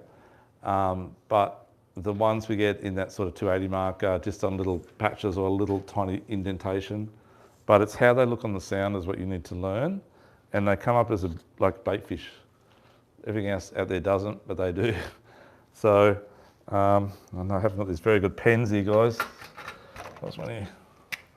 So this is your sounder, okay? And I'll just use that for the bottom as well. I'll use this one actually. So the bottom, we're coming down on the way out, and then we've got a little bit of a rise here like this, and it might come down again, and there might be a little bit of an indentation there. And that might be like about, travelling from west to east, it might be around about, say, 400 or 500 metres. And how the flamies look, you'll get, I'll use green, you'll get like a lot of sort of fuzz on the bottom here, which I believe is like some sort of coral on the bottom, like wireweed. You'll know wireweed looks like that sort of thing there. Oops, that's wireweed there. It's like a coral that grows on the bottom. It grows like up to about 2 metres long, around about. That's a little piece. I believe it's that sort of stuff there. And that's where you get your cod in that sort of stuff. But the flamies will come up as a, like, I'm zoomed in here, right? So I'm looking between, let's say we're in 300 there and 240 there, say, sort of thing. And the bottom here is at about around 290. And that's 280 over here, roughly speaking. So 280, 250, 260, 270, 280, and 290 there. So you zoomed in the bottom 60 metres. I'd actually zoom in the 25, 30 metres, but let's just say for today it's 60 metres. And the flamies will come up as a big patch like this of solid red. Sorry. Like that. It's a solid red. And when you're drifting, and when that red keeps going along, you're drifting, and where it meets the bottom, that's the Holy Grail. So that's where you get all your lines hook up. So we've tried lifting our lines up that 30 metres off the bottom there and drift through it with our sinkers sitting about here sort of thing, and don't catch anything. I've never, maybe once or twice, but rarely catch anything. But I can be drifting in this position here, and my line's on the bottom, they come down. They'll come down and grab your line. Okay? You've got to have slack. It's just like, yeah, you all know how to back up, right? You've got to back up out there as well. Same deal. And your line's got to be slack. And if you have it too far at the back, you just got to back right up. Trouble is sometimes you pull yourself off the position by backing up too much. So you need to be able to understand when you get too much out, it's time to wind back up and quickly get back down there before you get to that position there. Because when you get to around here, the bite's better. And when you get to here, the bite's, see at the bottom, you take the slack up and already on there. And that's how it is for flamies. Most times. Sometimes we'll be out there and they don't want to bite, but there's bite times and there's moon rises and moon shutdown and all that sort of stuff takes effect. But I don't know if you guys are into understanding about moon rising and tide changes, that sort of stuff, but generally the bite period is 2 hours. The best bite period is just like an hour to 3 hours after high tide. You will get a high tide bite period too. You get a morning bite period and afternoon bite period, but you'll definitely get a bite period after high tide. Anywhere, doesn't matter if you're catching flaties or catching these things. So when you say backing up and keeping the line slack, you want to be the bait just sitting on those but not drifting through it slowly? It'll drift along the bottom and get snagged up, unfortunately, every now and then. I'm actually hoping you guys use a few sinkers, but no, just joking. It's really important that your line is slack, and if you're not slack and you're taut, and your mate next to you is bottom fishing and he's got his line slack, he'll get the bites before you. If you are the boat driver, you should be looking after yourself, number one, and you know exactly when to back up because your line's right in the zone. Your mate's line might go forward of the boat. That's his drama. So it's the best to be the boat driver while you're fishing. You'll learn all about that. But yeah, so I will get a few bites there. So I'm drifting along here, right? And from here to here might be 200 or 300 meters, and my drift's only like 1 knot. So I've got probably 3 or 4 minutes from there to there. And if I don't get a bite there, then I know it's going to come up soon, but I've got to keep letting the line out, backing the boat up a bit, hope it doesn't pull me off the spot, which will come to, or actually should do the GPS at the same time as I'm doing this, I guess. Okay, just imagine this is your little GPS screen here, okay? And let's just say that area there on the GPS is here, and that area there, which they always seem to land. That sometimes the school moves around, but whenever you go out, you know that's the start point and that's the end point of your drift. So that area there might be here. I've got a little fish there because that's the honey hole. And then I've got an end of my run. There might be a few fish here, which is here. So I'm going to start my drift up here. But before you drop any line down, you need to do just a blind drift. Bait your lines up, cut your bait up, drift for about 3 to 4 minutes. It takes about 3 minutes to get your line down in about 280 meters. And see which way you drifted. So if I've drifted this way, well, I'm not going to start, here, because I'm going to miss that. So I'll start up here. And I always leave my tracks on because I can see in that wind or that current which way I drifted previously. And it gives me some idea where to go next time I'm out there, and it's the same drift line. So I've got like marks all over my GPS, which I'm going to show you a bit later on here in a moment actually, soon. So it depends on which way you've done that blind drift, which way you're going to start your drift. But just for this argument's sake, it's a perfect drift. I've drifted this way in my blind drift, okay? So I'm going to start up here, and by the time I get to here, I know I'm in this area here because I've started my drift up here somewhere. My line's just hit the bottom here. I'm here now. My boat's here, and I'm still drifting this way towards the honey hole.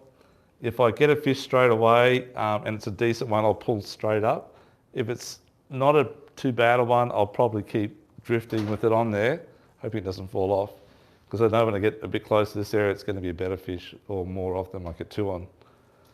So that's what I do. But if it's a good one, I'll pull it up as quick as I can without pulling the hook out, and I'll quickly get back down there, and hopefully I've landed next drift a couple of minutes later here. But once I get to here, sometimes on first drift I'll go past that mark there. I'll go right down to the bottom here. If I don't get any bites here, the next time I'll just concentrate on that area there. Does that make sense? You're leaving it slack, meaning the sinker's always touching the bottom. 100%, yep, that's right. Physically sloppy. No, not sloppy, but so the line's sort of taut loose. Like you can see it actually. You see the tip stop. Yeah. So right, correct, mate. Yeah. So when I'm got my rod at the back, and that's the sinker like that, and then every now and then I'll see it go loose. That's when I know it's off the bottom on the bottom. When it's like that all the time, I know I've got to let more line out, or back the boat up. And a lot of time I like to back the boat up so that my line, which was on that angle, I keep backing it up, and hopefully sometimes I pull myself over to the spot because the wind's blowing me off a little bit. I'll wait till my line actually goes up in front of the boat, and then you've got that slack all the way through there, and that's definitely when you get the bites. Yeah, they just jump on. Yeah. What would you say is too fast a drift? About 4 knots. Far out, up to 4 knots. Yeah, so 3 knots is fishable, but 3 knots is getting hard. 4 knots is unfishable, unless you're really good. The thing I keep saying to our customers is they don't care about the size of the sinker, just put a bigger sinker on. Just keep going. 200 metres. Just keep going. If you've got a run of 3 knots, you'll still fish it. Yeah, we do, but we fish it a little bit differently. So if there's not much wind, what I'll do, I'll just change this for a sec. So I'll drop my line at around about here. I'll drop my line about here. And if the current and the wind's going, obviously, that way, I'll drive up on it. I'll drive up my line that just past the depth. So I'm watching the count. I'll get my kids or my mates to say, when it's over 280 metres, at about 300, I'll stop. So I go 300 metres up current. I drop my line here, right? 300 metres up current. And by the time we drift back down over that slack, it's caught up and it's actually going to stop around about here somewhere. And you're in the honey zone for just that time, but that's enough time to get a fish on. Otherwise, you can't do it. It's just out the back. So you drive forward, and that's how they shoot lines for the pros and the long lines. It's the same thing. Yeah. So you drive forward on your line. Remember that one too. It's a trick. Works really good in the current because sometimes you get the currents. Sometimes it can be Drive down the current. a drive up into the current. Yeah. So you drop your line just forward of the spot, like maybe, I don't know, 50 metres, whatever, and then go the depth, just maybe 10% more than the depth on the line counter, then pull it back to neutral, and then it sort of catches up like that. Yeah. And you're in the zone for just that little bit. Then all of a sudden it goes like that, and it's time to wind up. But hopefully you've got a fish in that area. Yeah. Just takes a little bit of practice, you'll get it. Does the current normally go all the way down, or? It runs south all the time, but no, sometimes it runs north and east-west too, but Goes all the way to the bottom. oh yeah, you can get middle currents too. Sometimes I've been in 500 metres deep with the big rod, 4 kilos of lead, and I've had 750 metres of line out. And it looks tight. It looks like it's straight down, the rod's bent like that, but somewhere down there's a big bow on my line. And you don't see the bite at all, but when you take the slack up, all of a sudden there's a fish on there, you know. There's still bite on it, yeah. So, and the current on the drift might only be 1.5 knots. So we're not drifting fast, but there's a middle current down there somewhere. Yeah, and other times you can be out in, you've probably experienced it yourselves, between 36 and 50s, there's no current, or there's lots of current on the 50s. You think, I'm not going to go any further today because it's ripping out there. But you'll take the punt and go out there, and there's no current. But it's ripping back in the 50 fathoms. So it's the chance you've got to take. Or if you've got mates, you call them up. Go check it out for me. Yeah. Do you use the wave rider buoy for current or anything? Yeah, they're a good call, but as I said, that's only in that area. If you're going to fish that area, that's just a good thing. So you don't- No, but out there, there's submerged buoys out in 350, 400 metres off lookout and off the front here as well. But I don't know if you can get a reading on those. I don't think you can. They're about 20 fathoms down, I think, or something like that. But you wouldn't determine a trip based on that info? No, but I don't. So what I do is, if you've got rip charts, it's a little expensive, but it's a great thing, great tool, and it's pretty precise on its on the current movement. But if you go to BOM, they have current on there, and you can actually look at 4 days in advance. And it shows you what the current's going to do, pick up or drop off. And at the moment, I checked, I think yesterday it was only about, it wasn't in the night, I don't think. It was actually nearly nothing. There's a bit of current out in about 500 metres, but nothing around that 280. 280 is my favourite area, guys, okay? So, and there's a, if you got, anyone here not got Navionics in their phone, if you haven't, you should put it on. I suggest you put it on. Navionics would be like your fishing Bible for out there. It's really good. Who's got Navionics on their phone? Most of you should have, good. So if you got the latest version, it shows you 3D shading, the same as your CMAP reveals. That cost you about $300, $400. It's on there for $40 for the year, whatever it is. Really good on your mate's boat because you got all the marks there. You can show him where to go. And if he's got good marks, you can copy his marks. You can just put plot trail on for the day and it'll record everything for you. So it works both ways. But the best thing is the shading. So every time we go out now, we always end up back at our favourite areas a lot of the time, but sometimes we don't because we've already bagged out. So we make a purpose now of trying one of those dark shadings. It's only been out for 6 months or 8 months. And we never miss. So if it's where our contour lines show nothing, it's a slow gradient, but the reveal shading shows like it's blue, then there's a black mark on there.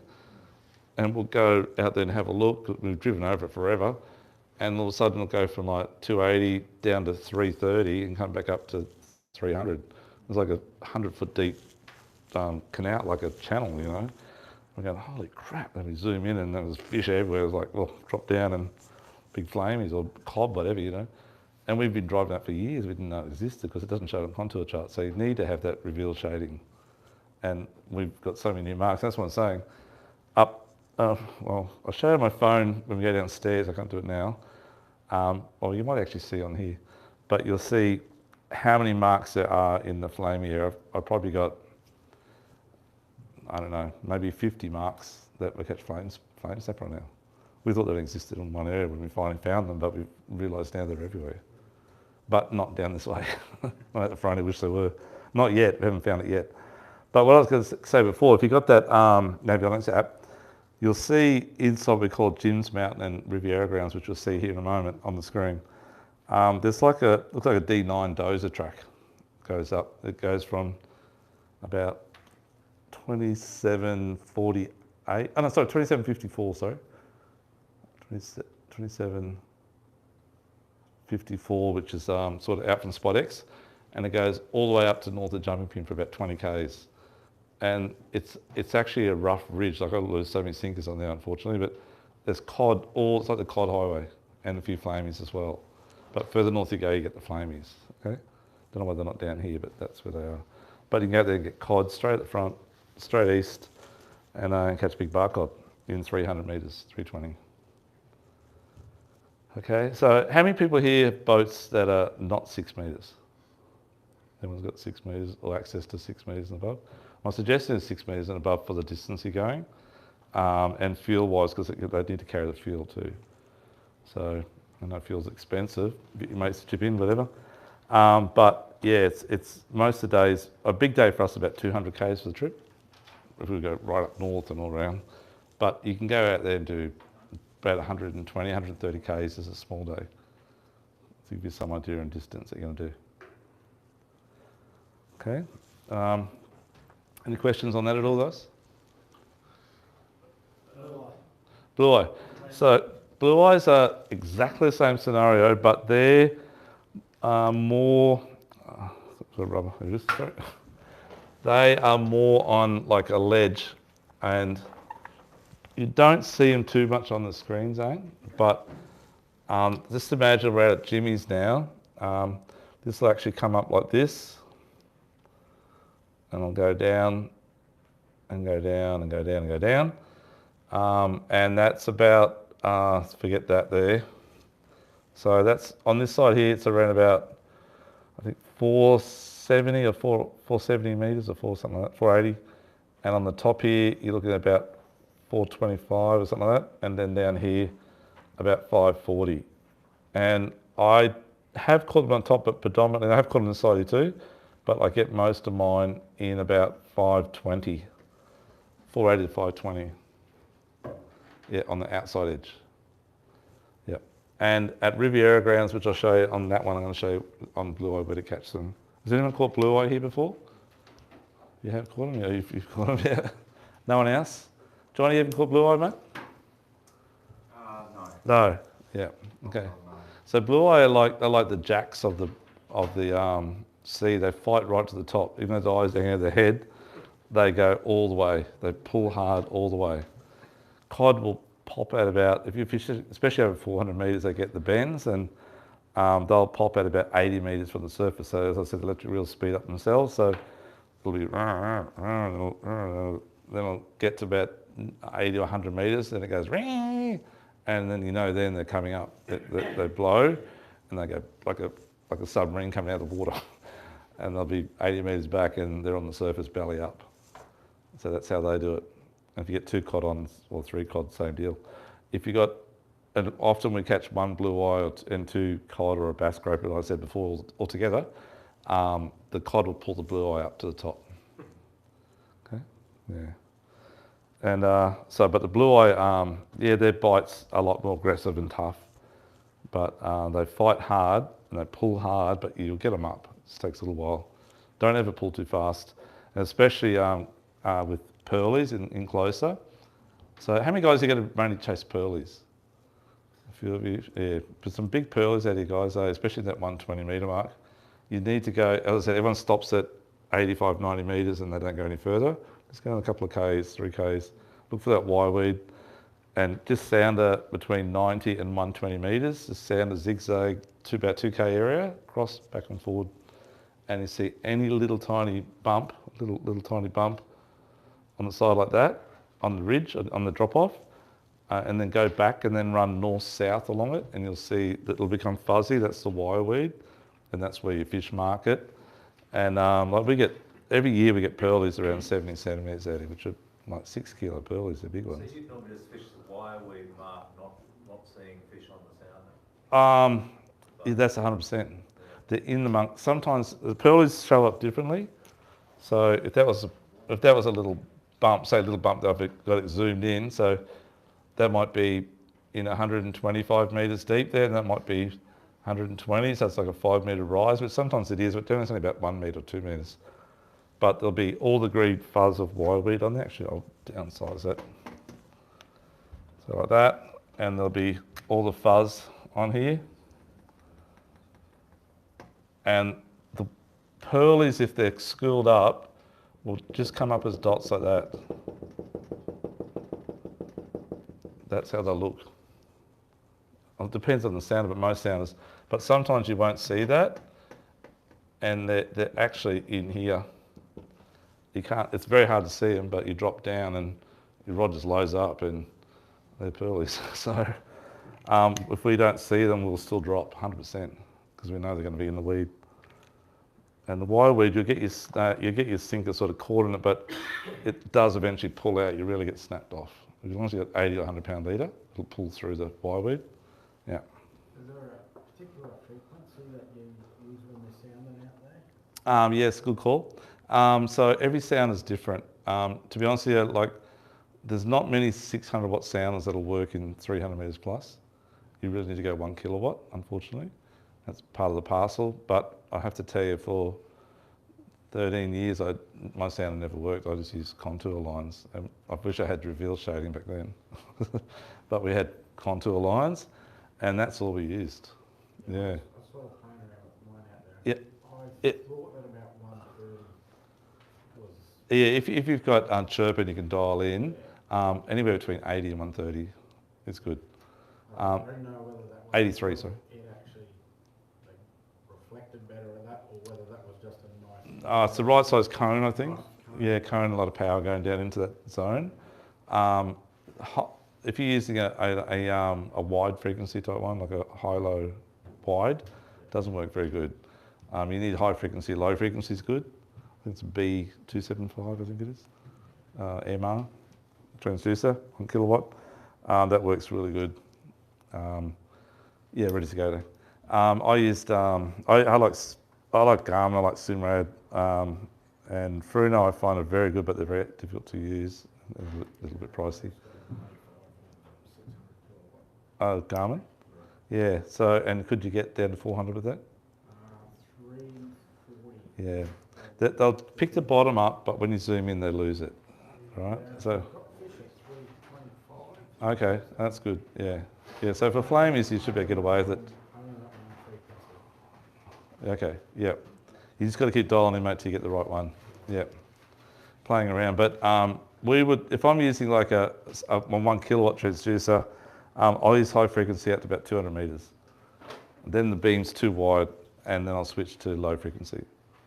Yeah, if that's any help. What about medium frequencies? Is that it? Mediums, like medium chirps, not too bad, but it's a wide type frequency.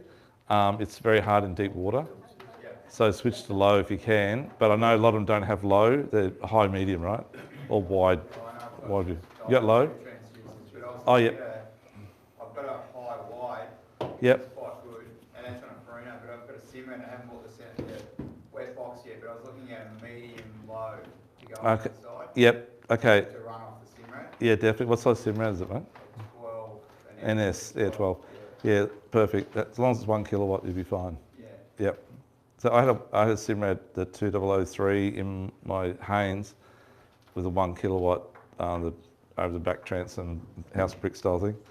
And in 400 metres I could do 20 knots then. It was crystal clear bottom picture. Yeah, zoomed in. And 20 metres, 30 metres. Sorry, mate? I just can't get it to look over. Yeah. The mail's coming. We just to let you know about season too, guys. Obviously, it's very hard to fish when the current's running, but because we've got access to knowing what the current's doing, some days it does drop off, right? It drops off to, in some if it drops off to 2 knots, we're out there, bottom bashing. And, but generally from December to April or May, it's very hard because it just runs 4 knots plus. It feels like sometimes worse because it, go past the fat on the way out and it's just about getting sucked under. It's got a bow wave that high off it, in the current. So those days it's really hard, but for 8 months a year, which is around now, for the next 5 months till November, it's quite good fishing. So you get 2 months in. Do you fish a tide or a moon?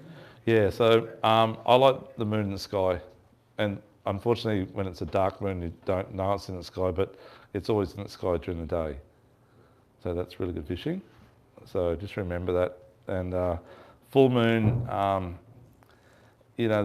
before it's full moon, maybe a week before, when it comes up sort of like midday in the afternoon, and you got the afternoon bite, which we had last time around, we bagged out on flamies. The bite time wasn't until 3 o'clock, and the moon had just risen, and they just like really come on, and we bagged out, which is a lot of flamies, too many maybe. Do you fish at night? No, we fished into the dark, but the trouble is whales. We always get a bit worried about whales because we've had a lot of close calls of whales where they've jumped or come to the surface and we've had to full lock at 20 knots and then we roll the boat over. You've got to be careful at night time. You need someone with good eyes, young eyes, and whale alert, and put matchsticks in the eyes and keep an eye out where you're going. Have you ever fished deep at night? Yeah, I have. I fished with a pro a couple of times. We found we didn't get much after about 8 o'clock at night or 7 o'clock at night. See my dad here just switches off. But 4 in the morning was really good. 4 to about till 7, till the boat started coming out. Yeah. You fish the low at all, don't you? The low tide? Low tide's good too. So you've got the tide changes. They'll always bite on the low and the high, but the best bite's 2 hours after high, which is always when the moon's in the sky. That's when it rises. Yeah. So that's always why it's a good bite time. What's the bag limit? Flame is 5, 5. pearl is 4, snapper's 4, 8 per boat, 4 per person. What about barcode? Yeah, barcode is it's a mixed bag of 5 per person, I think it is. It's fairly high. New South Wales is 10 per boat, I think. They got a different setting down there. But like seriously, 2 or 3 barcode and you've got shitloads. You don't need to catch anymore, unless you're a pro. Yeah. You got any tips on processing? Yeah, so good call. Well, again, the first time I ever caught them, I was so excited. I don't know how long, 20-something years ago. I filled them up, big white chunks of meat. I thought I'm going to cook this up tonight, yeehaw. And did it nice, cooked it, and it just boiled. It boiled, its juice just kept coming out and coming out and coming out. And the oil was going everywhere. And it was just disgusting. It was like rubber. So you've got to let it sit for 2 to 3 days. Some guys say to leave it in the esky for 2 to 3 days, but I believe if you fill it, skin it and bone it straight up and cut it into chunks and then put it, we've got a couple of big stainless steel trays, and I wrap it in wrap, and I've got a fridge at the back which you just put it in, takes up the whole tray.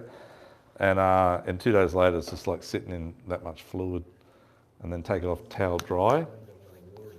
Yeah, they got a lot of fluid in and a lot of water.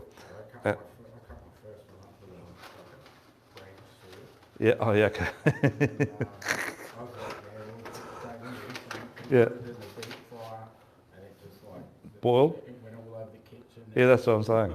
Same deal, same, exactly. And we all do the same thing first time, don't worry. Because we're trying to try this beautiful fish, you know, you go to a restaurant and get blue eye, it's like, so nice. So you're obviously going to cook it straight away, but you've got to let it sit 2 days. 2 days, or 3 even. But I suggest, like I say, put it in the esky with ice for 2 or 3 days, but I reckon just the next day, get into it, fill it, and pack it and put it in the fridge.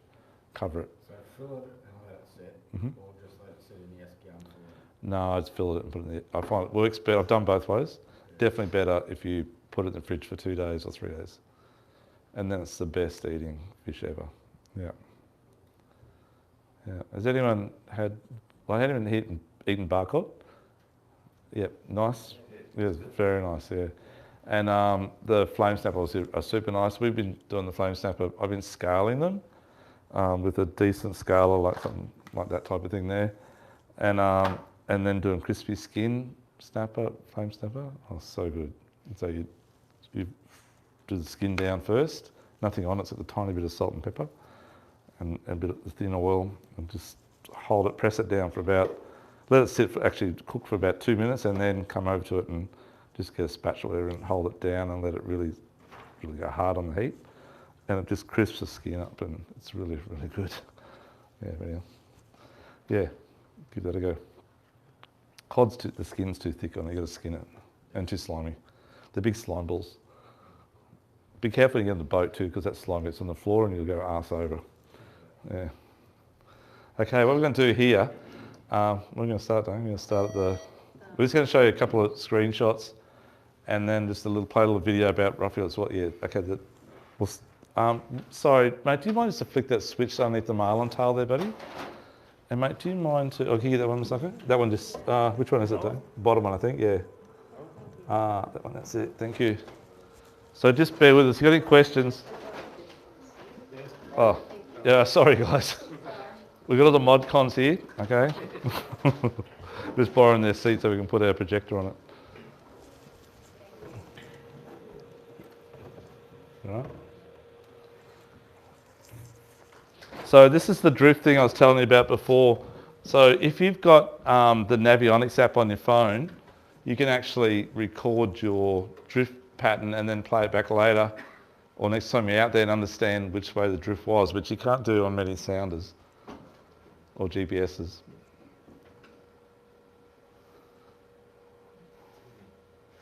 That'll do. Sort of look this way. That's right. What's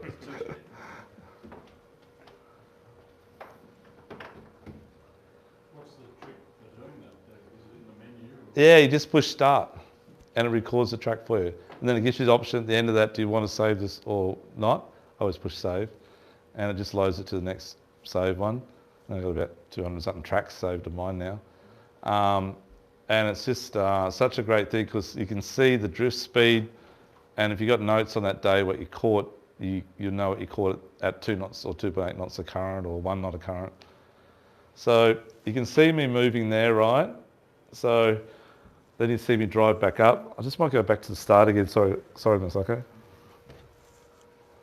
So that's better. Yep. So can you see those dark patches there? That's really rough undulating bottom. We're fishing on this dark patch here. This is for flamies. And you can see the speed we're drifting at. It's around 2 to 2.6 knots. And what I'll do, I've gone up to the top mark and just doing a drift down through it. I've stopped here, gone back up again. I'll just move over like 50 metres. I'll do another run down to try and find where the fish are. Because I don't like driving up and through it and all looking for the fish before I drop. I don't know if it puts them off, and I don't know, but just a mental thing maybe. So I'll zoom back up again. We're doing 15 knots going back up. Okay, I'm now doing an outside run down. You can see the time that's lapsed, it's 40 minutes now. It's such a great app, like for $40, it's just ridiculous, you know. So you're fishing there just because of the navionics, not what you're seeing on your No. Oh, actually, yes. This spot here was a new spot we tried. That's right, first time. So you don't want to see anything on your sounder necessarily, those fish. Oh, well, the sound is here that we can see the fish on there too. Okay. Yeah, it all correlates together. So now I'm doing a big run down the centre.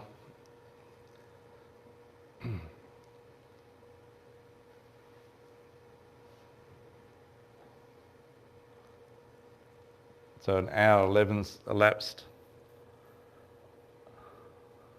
And you can see the distance we've travelled up and down, which is, 8 Ks already. Go back up.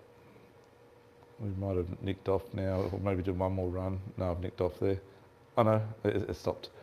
So that's an hour and a half nearly. We've done about 10, 11 Ks, 6 nautical miles. And in that period of time, and I think Misako's got the video there. That was with my brother Paul. I'll show this one first. Yeah, we'll show the fishing later. Okay. This is a pretty good bottom when you look around the east coast of Australia. We're lucky to have these 3 objects out here. I don't know if they're asteroids or what they are, but they landed on the bottom of here, which is good. This is Riviera Grounds. It's like a Ayers rock size. So it's probably 2K long, nearly K wide, and it comes up about 100 metres, 100 and something metres. And this is Jimmy's Mountain up here. It's about 1.5 Ks long maybe. Actually about 3 Ks long, sorry. 1.5 Ks long by 1.5 wide, or maybe 1K wide. And I like fishing that outer edge here on that. That's where I get the blue I was saying before, on that edge there. I've caught them up top here. Riviera Grounds. You can see those marks there, but I'll show you my phone downstairs. When I zoom in, I've got like, I don't know, 100 marks there. That's that bulldozer track I'm telling you about. It goes all the way up. Don't know what it is, but I do know that it's very good for losing sinkers. But there's a lot of cod there. So again, I've got marks all the way up it, right up to here, right up further actually. So you're on about east of nearly the seaway here, and up here, here you're actually off Jumping Pin. So that's how big it is. It's a long ridge, and there's cod all the way through it. When I zoom in, I've got marks everywhere through here, In the hollows, you get fish in the hollows? You do, Wally, yeah. So I've caught them on this side. I've caught good blue eye on this side actually. I've never caught much around the back, so I always think fish would sit into the back, but they always sit like on the reef, they sit at the front into the current. I always get them on here, and the same as Riviera Grounds. You can see my 2 main marks at the top. They're sitting into the current on the top of that ledge or in the ledge. But they're not actually inside the crater. The crater, there is a crater on the top here, and on top of here as well. Yeah, we do. We get blue eye there too, but it's hard to nail it on the drift. It's called we call it a slot. It's called Doug's Sinclair Road. That's it. That's it. Highly suggested. Good spot. Yeah. That's in feet, guys. So that's 708 feet, which is what it is, 520 metres or something. So that's what it says. It's unearthed around here. Then once you get to here, it just drops down. That's the abyss. That's what I'm saying, 500 metre drop off. So that one's in about 600 metres. That's got a lot of different names, but I've never caught many fish there, but there's a lot of fish on it. Yep, next one now. So this is Tweed Canyons. Can that picture go out a bit wider? Sorry. No, that's about it, I guess. That's it. That's fine. Oops, that's it. So Tweed Canyons is like, it's actually the best looking bottom we've got off the Gold Coast, and it's probably one of the best looking bottoms on the East Coast. It's just full of ravines and trenches, all these little trenches along the side, not little actually, they're probably about 0.5 K long. and they'll undulate 60 to 80 metres, you know. Same up here. So all of these spots up here, if you can see that rough mark going up there, like that's another one of those tracks. Must be big bulldozers back in the day. But they cause big ruts. And we get all our bark cod down through here. We start at the top here, over here actually, or everywhere, and drift down through there. I haven't even tried up this area yet, but we'll start here. We'll drift down to where it drops off. I have never caught flamies here yet. Caught lots of bark cod and bass groper and blue eye in this ravine up here, which is north of the main canyon area. That's about probably a bit north of Tweed Heads, that one. That's about nearly off Tweed Heads, just a bit south. But it drops off here massively, like you can see that's nearly 3,000 feet, so it's 1,000 metres. And the distance from there to there is probably, I don't know, 2K, 3K? Just shunka. And it's undulating out here as well. Well, there's 3,200. Yeah, it's pretty good. But you're sticking, most of my marks here you can see are inside of 600 metres. And I've got those marks all the way down to Brunswick Heads. Lots of marks, we fished all that area as well.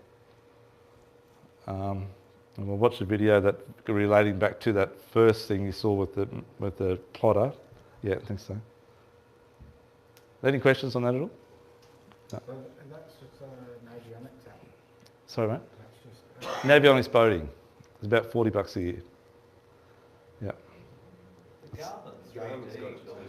Garmin's got the same sort of thing too, yeah. Yeah, very similar. Yeah. I think they've all amalgamated, these guys now. And they share their info with everyone. That's why it's got so good. So you might have saw this on our YouTube, I just play it again. So this is that day that we found this new ground with Paul. Or actually I took Paul out there because Paul just got his boat and wanted to test out and show him how to use electrics.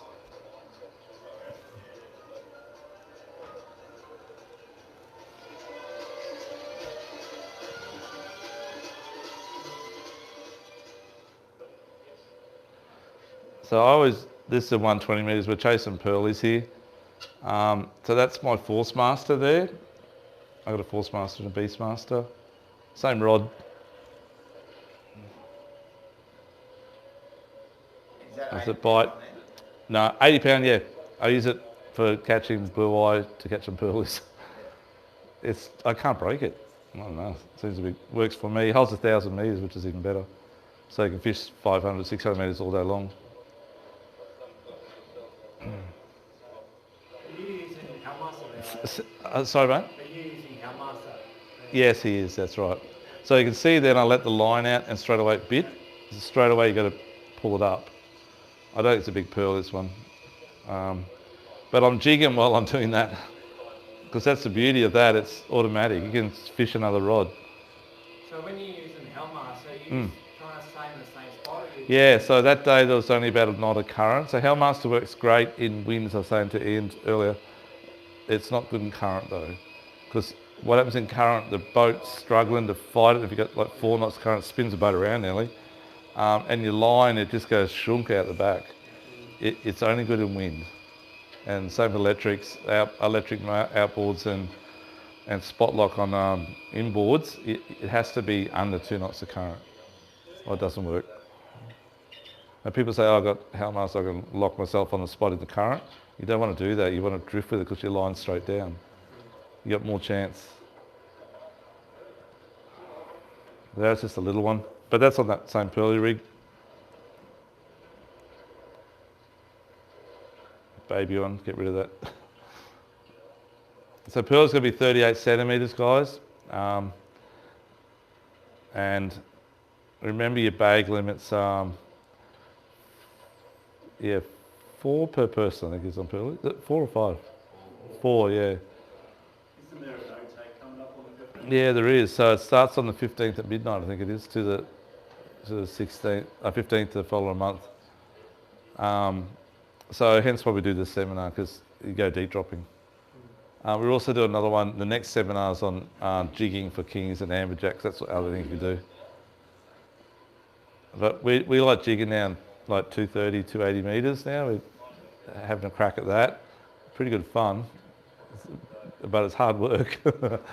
But you can do that and that at the same time, you know. How deep are you catching kings? 280, 250. Yeah. They're really nice in that. I don't know if you know much about kings, but when you catch them in over 200 metres deep, they're really fatty. So for sashimi, they are the best. Or if you want to cook them up, miso, king, whatever, they're really nice.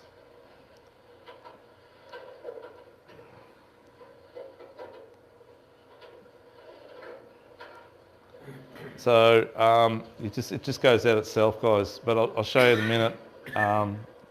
I think it switches to the deep water in a moment. I might be one more run of pearly. So as soon as it hits the bottom, you'll see in a minute. I let it make sure it's got slack. Because that first instant of that line hitting the bottom and the fish comes straight up to it, I guess, and it's slack, it's very natural. That's when they attack it. But if you have it too tight, it hits the bottom and you're straight away tight, I don't think they're as aggressive to hit it. So you need to be on the money to know exactly what's going to hit the bottom. You can watch your depth and see it anyhow. But Doug, how do you stop it overspooling? When you drop it, it just hit the bottom and it's bird's nest. If you got, is it Force Master or Beast Master, John? Force Master, yeah. That's a Force Master. How big a sink is it, mate? It was hardly any, we weren't using a lot, but it was hardly any. Yeah, no, you shouldn't be getting it. There is a little dial on the side to tighten up, and then there is a function. Stu knows more about it. We know it has on the Beastmaster, but I'm quite sure the Force Master has it as well, because mine doesn't backlash much, so it must be set. And you know when it goes down, does yours make a noise like the motor's cutting in? Yeah, that's the function. So there's a little round dial there as well, but there's also the motor cuts in and takes up the slack.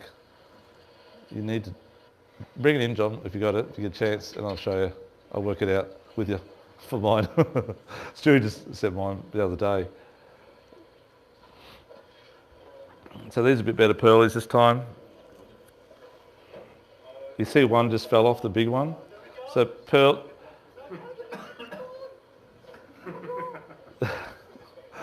Paul's freaking out. But pearlies have a really good knack of flicking on the surface and falling off. Has anyone had that happen yet? Yeah, I think you would have. So now we're out in a bit deeper water.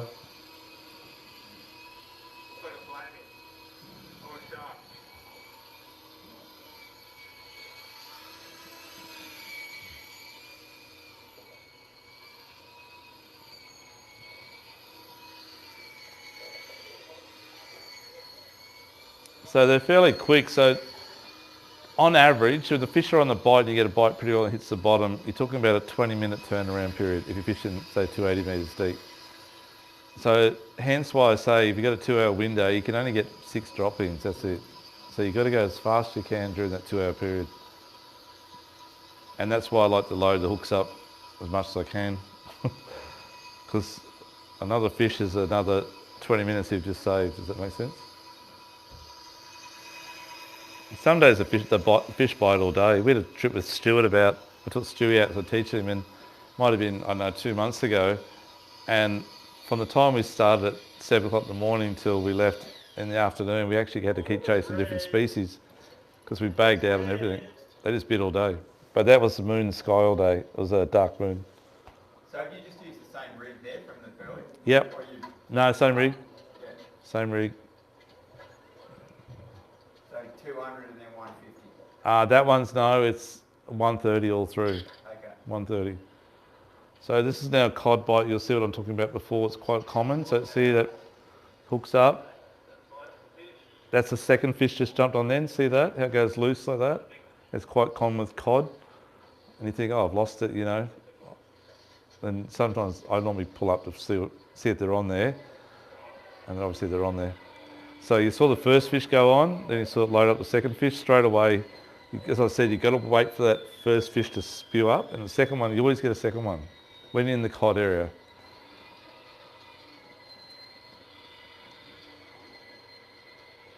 Don't go flat chat because you may pull them off the hook. So normally on the settings, I think they have like high, which is the highest power, speed, not power, but speed, sorry.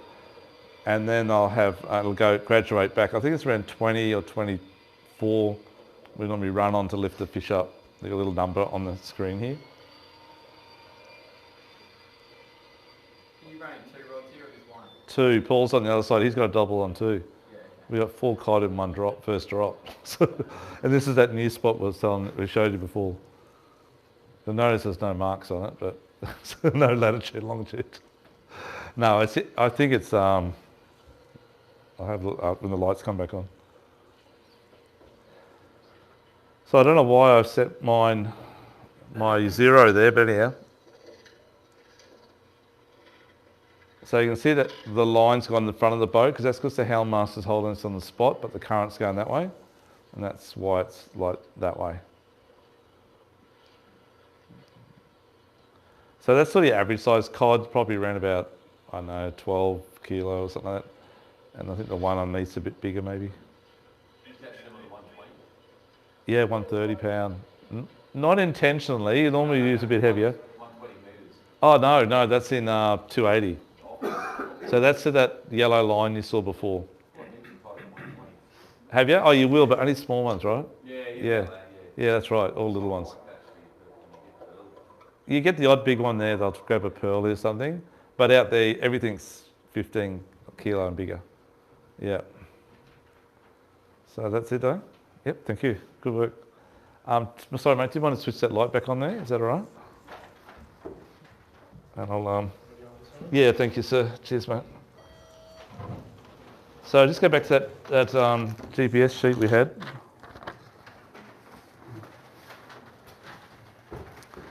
Guys, it's around around that 27:38 mark.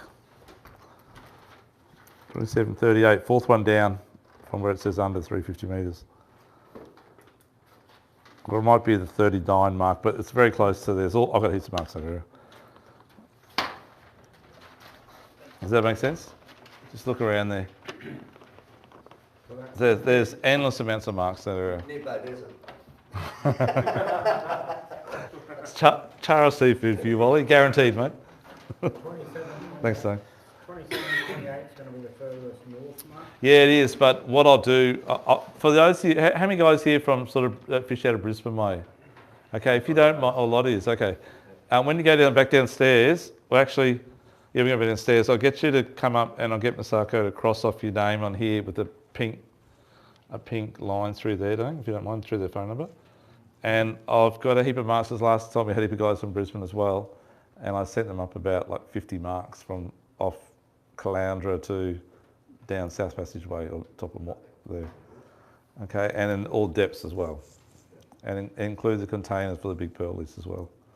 Okay, off top of Moreton, for those of you that fish those areas, sorry. That's the way it is. Okay, how does UV line work? I'll show you. Actually, I need to turn the lights off again. But, no, I'll have a shot. That's the UV? Okay. Oh, yeah. Can you just grab that? I'll just grab that line at Masaka. Yeah, thanks, mate. Masaka's got some line there. Just grab one of those lines out. So, okay, can you see that line there, right? Can you see that, guys? It doesn't really do much. Does that make sense? That's just normal line, okay? And then we got UV line here, thanks, Sam. Can you see the difference? So it lights up and it's supposedly gets the fish, like, I don't know if it looks like a squid or what it looks like, I don't know, but it definitely turns them on, okay? And it's the same when we use like UV, thanks mate, UV enhances on, like, who uses S factor here on their squidgies and stuff like that? You'll know what I mean. So S factor has UV in it and it definitely increases your catch like by crazy amounts. And it's just something that in the last sort of 10 years or 5, especially the last 5 years in fishing, it's excelled in the fishing, we call it, your catches, definitely improved your catches. So a lot of UVs in a lot of Lumo stuff as well. And if you look at one of the pictures we've done once on a on that pearly rig that went around earlier, it's just like full on glowing, you know. Yeah, but anyhow, it definitely works. Give it a shot. Just when you got a fillet knife too, guys, make sure your blade's fairly thick for these fish. They're chunky, right? and the bones are quite heavy. You got to cut through the pin bones where the ribs are. I cut other ribs, but you can still get through those pin bones in front of the ribs. You need something chunky. Don't use a thin blade, you'll break it, or you'll bend it, or wreck it. So a chunky knife's good. Okay, I'll just show you Jason's ribs too. Same deal. So, hard to see there in the packet.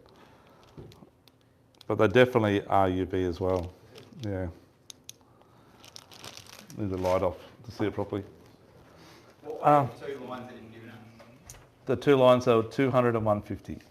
And we got 130 downstairs on little coils as well.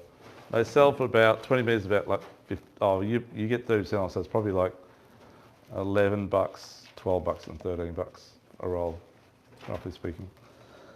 Okay, the draw tonight. So any questions at all about tonight, guys? Hope you, Johnny? Lights, what depth are you throwing lights on? 120 metres. Yeah, but it doesn't really make much difference in 120 metres, John. Definitely does over 200. Yeah. And blue or green's my go-to. I don't mind like still blue, just not flashing. They all work. And I haven't tried Jace's UV one yet, but I'll give that a shot next time I'm out. Yeah. Flashing's fine, but they both work. Yeah, but I like blue still for some reason. I don't know. Seems to work for me better, maybe. I think that's about it. Yeah. Okay. Thank you, Dan. So first prize tonight is a bit over $300 worth of gear that we're talking about tonight. It goes to. Normally it's front row, but it's down the back tonight. I need my glasses on here too. I tell you, I'll need my glasses to find my glasses. Sorry? Oh, there. No, that's it. Sorry, guys. Oh, yeah, I can see. Okay, goes to Ross Garrett, number 25. Well done, buddy. Congratulations, Ross. Thank you. Yeah, good on you, buddy. Thank you, sir. Okay, we're going to go now to the next one. Take it in. Next one's about 200 and something bucks worth. Goes to number 19, which is Tim. Well done, Timmy. Got any, matey? Oh, well, I gave you third, mate. Congratulations, buddy. Thanks, mate. That's yours, mate. Cheers, mate. Okay, third one's about 150 bucks, and that's going to go to. So, guys, if you're after electrics, we got them downstairs, but I will tell you that I've grabbed as much as I could off Shemine. Like I said, nearly all done. Dyer, I've got nothing. I'm still waiting. But they are going to go quickly. The next order come in late August, I think it is. 6, which is Wally. Oh my gosh, Wally. Now this is the first. It is. I'll get off you later, Uncle Wally. Thanks. Okay, thank you. Cheers, Wal. It is a first. That is a first. You were shocked there, weren't you, mate? I am. Normally you throw my ticket out. I do. No, Masako said, come on, give him a go tonight.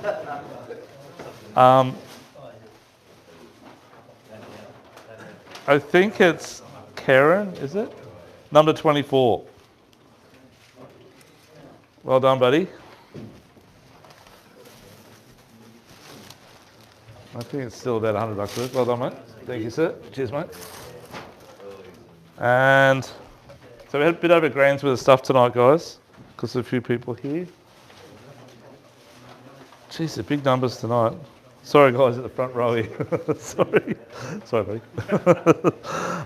Steve Hardy. Mate, this is a conspiracy. Yeah. Thanks, Steve. Good on you, buddy. Thanks, mate. Okay, a few to go still. Crazy. Are you shaking them up? 23. Is it Stuart? Are you two together as well? Are you next to the mate next door there? That just got one? Yeah. That's another conspiracy too. Oh, is it? You look like his brother. Good on you, buddy. Thanks, Stuart. Okay. Come on. Finally. A little bit closer. Number 9. Caitlin. That's you, love. Well done. Getting down to the bottom now, I'm sorry. Thanks, love. Good on you. Thank you. And the last but not least is going to be... So guys, thanks for coming along. Just always remember, we're here to help you. We will match any price online or better if we can. And we'll look after you on rigging it up on anything. Johnny Burke. Well done, Johnny. You got the dreads, mate, but it's worth it.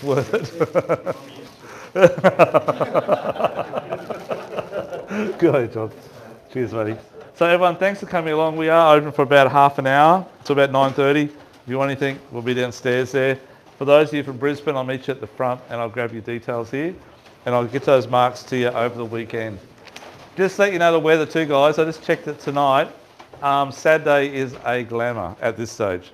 So 5 knots max.